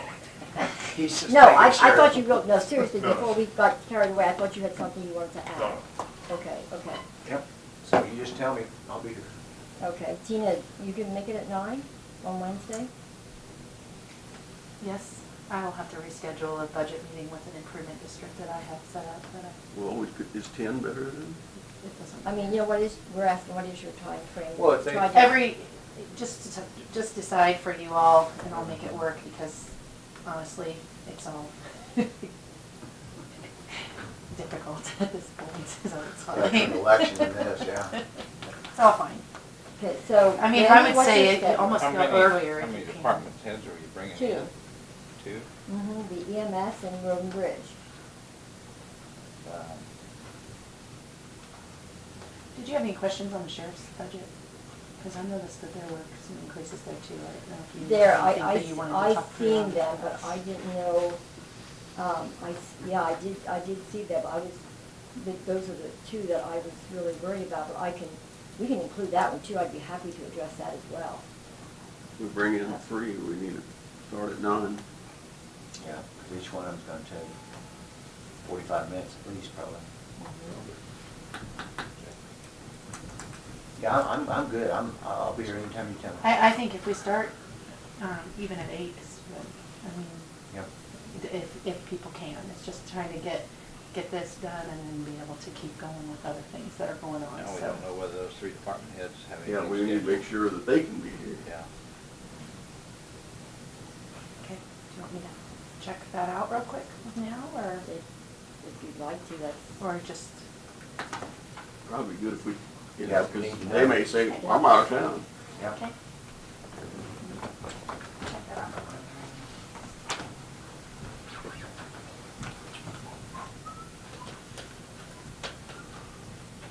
And you do on like, back to the construction, any type of construction projects, this little city, getting back to them, they went out for this project and actually the bids came in 398,000 less than they anticipated.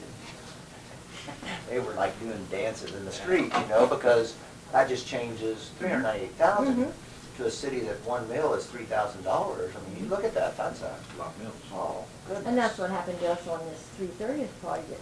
The timing was right, we saved Saved a mega money. million, Yeah. $1 million. On that one. So timing and where you want to go and how you want to, you know, split out the roads and the building and all that.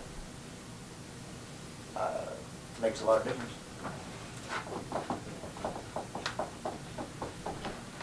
Yeah.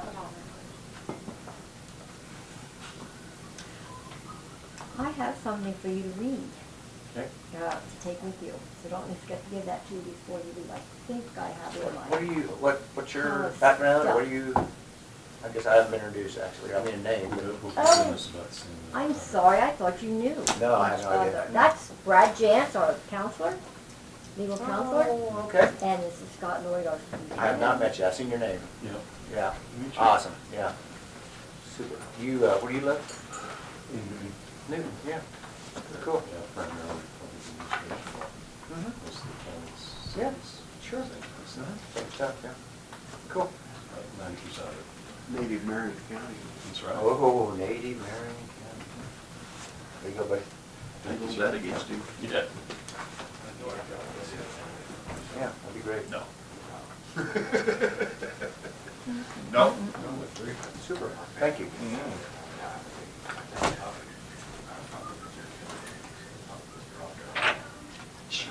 I went to college, so I've been around Marion County since 1979, roughly. Yeah. That's all of it. Business things. Oh, did you? Wow. I've been in like, what, the 90s? Yeah, I was there. I'm still practicing law, maybe get set up as a tenure track professorship about in 90. I think that's right. 91 or 92. Yep. And then did all the way for about 2002. Yep. And then went to Hutch with Martin. Oh, Martindale, yep. Sure. 5 years. Yeah. And then came back. Another ship. Yep. From 2012 to Hutch. Yeah. While you guys are waiting, let me introduce you to Alex, who is Oh. a new reporter starting Yes. today. So, Nice to meet you, Alex. Yes. Hi, Alex. Nice to meet you. And you're here to stay? Yes, sir. Oh, okay, all righty. from New York State. Oh, New good. York. New York. Okay, they can all be here. Sheriff wants the first time slot at 8. So Okay. if that's, Okay, so it will be 8 o'clock then on Wednesday, 25th. Okay. Appreciate that, everybody, thank you. Okay, is there anything else you want me to do with anything here, or? I've got it to the point with Tina's help that literally Excel spread, I mean, I can drop numbers in once you guys decide what you want to change or do, or the direction you want to go. It won't take that long to do that one. Okay. Perfect, thank you. Okay, oh, Did you get you out of here in plenty of time? no. Oh, I'm good, I'm plenty, yeah.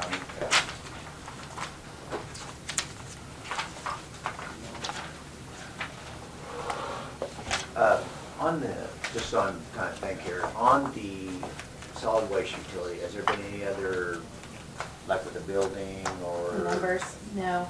They switched engineers. The engineer that was working on it was supposed to have the information for us. Okay. Left the company, so they delayed us on our numbers Oh, another goodness. 30 days. Oh, my. But I can maybe check and see if they have any. But it's gonna be probably 1.5 million anyway. or- I would hope it would be less. Yeah. We need to make it less. I'm just telling. Well, they're gonna tear half of it down, save half the building, and put a new one back up. I mean, I don't know. That looks like. But yeah, it'll probably be 1.5. I So it was cheaper to go with keeping part of the building and attaching all this to it. It's cheaper, in my books probably not, but that's other people's opinion too, so. It just worked. Yeah, it just worked. Okay, Okay. anything else? All right, do you have anything else for him today? Do you have anything else for him today, Randy? No? Not today? Okay, See you early Wednesday morning. See you Wednesday morning. Thank Here you. we go. Thank you. Yep. Mr. Jantz, do you have anything for Nice us? to meet You too. Yeah. You Not want to today, give us I some figured you folders? guys had this, your plate was full. Oh. I seem to have mislaid, believe it or not, the 2 resolutions that you gave us on Okay. the roads. Could I get another copy Yep, of them or we could probably somehow? just email them to you. You could do that. I'll do that. That's perfect. I moved through all my stacks of stuff, and I wanted to study those a little bit. So I do have just a technical question for you. I don't have it. I thought I brought with me the bylaws and so on to the new economic development group, and the reason I even bring that up at this time is because, of course, the city of Marion has announced that they will not be participating financially in that. And of course, the new economic development group presented here that their projection or their thought now is basically a county project. Was their thought, is what they stated here. Now, I know there's other cities and things involved in this, but I'm not sure where they're gonna be, and I'm trying to find out, where are they gonna be? Are they gonna stay with it or not? So what I wanna know is, and look at the bylaws and things, for it just to be dropped on us, how would we can't really, even with the bylaws and things, would they not play a part? To a degree. your bylaws are your day-to-day operational manual. Okay. You have, in any kind of a structural setting like this, if you develop this into a traditional form of not-for-profit, you're going to have some form of structural foundational documents, your articles typically. And those, in a corporate setting, establish the entity, how it works, what its basic tax structure is, its longevity, its scope of work. Then, and a board and how it's managed, then the bylaws are actually passed by that board, and they deal with the tactical, the day-to-day. This is how we do things. This is how many officers we have. This is what their terms are. This is the general eleemosynary purpose that we may have. All of that's set out in there, so the two meld together.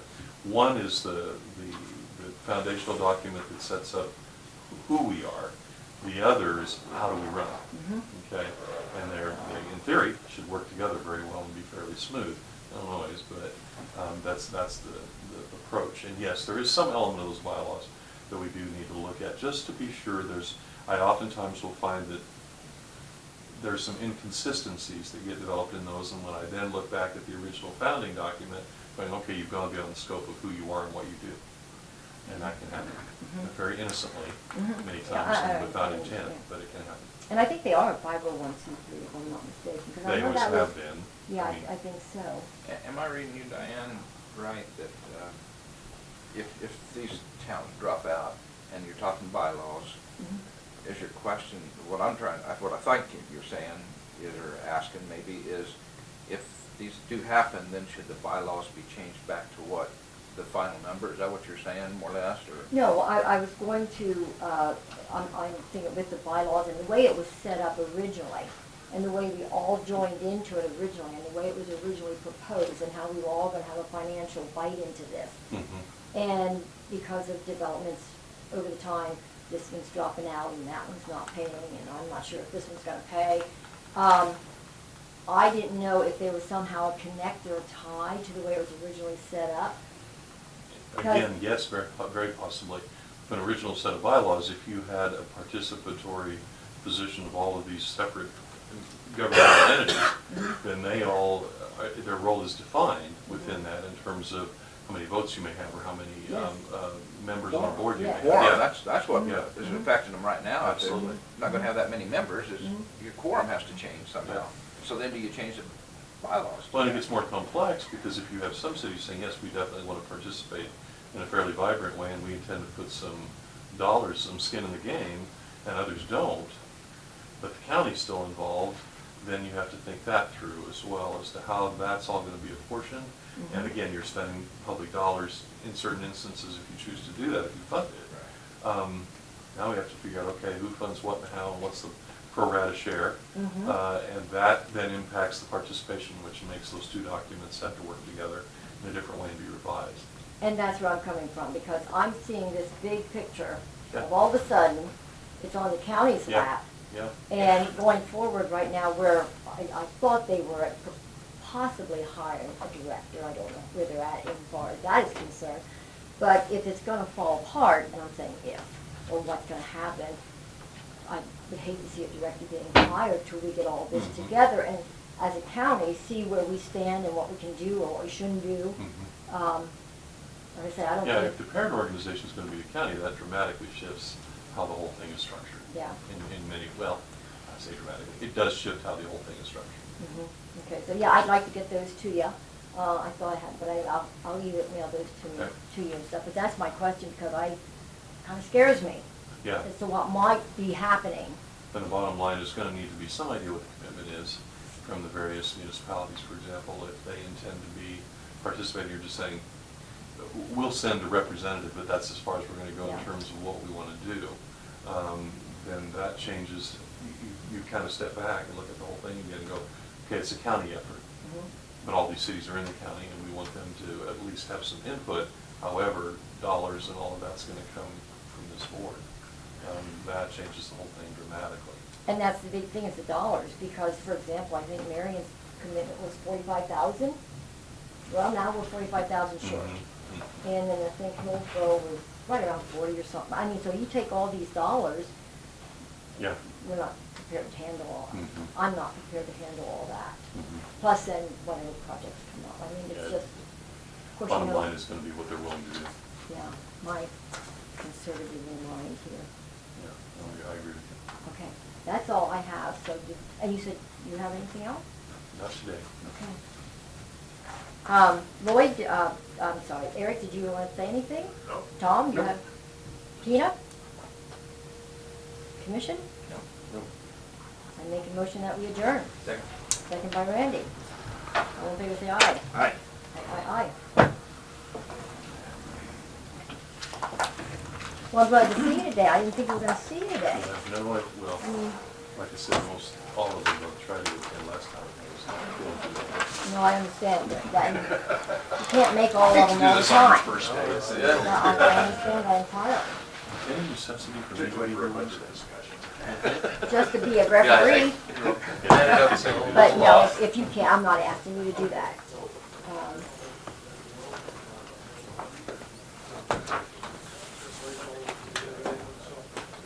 Do you have a few minutes? Yes. We probably need to touch base. I haven't talked to you in a long time. Yeah, I was thinking the same thing, just to Okay. make sure in terms of. See where we are lists with all the and- projects.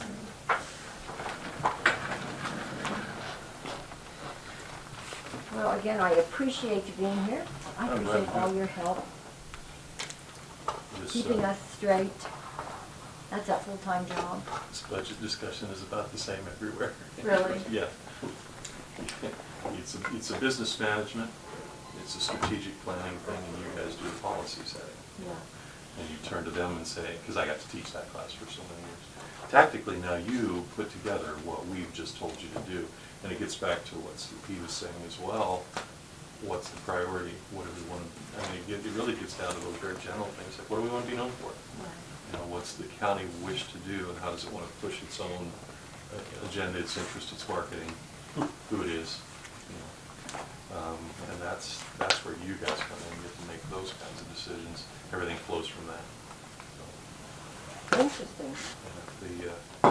and then this tax lid is, that's a new interpretation. I've talked to those guys. I've heard no one say that before. I have not either, and I just kind of squirmed, because I thought, I'm not going to question Roger. I mean, I've talked to him before too, but I have yet to have anybody tell me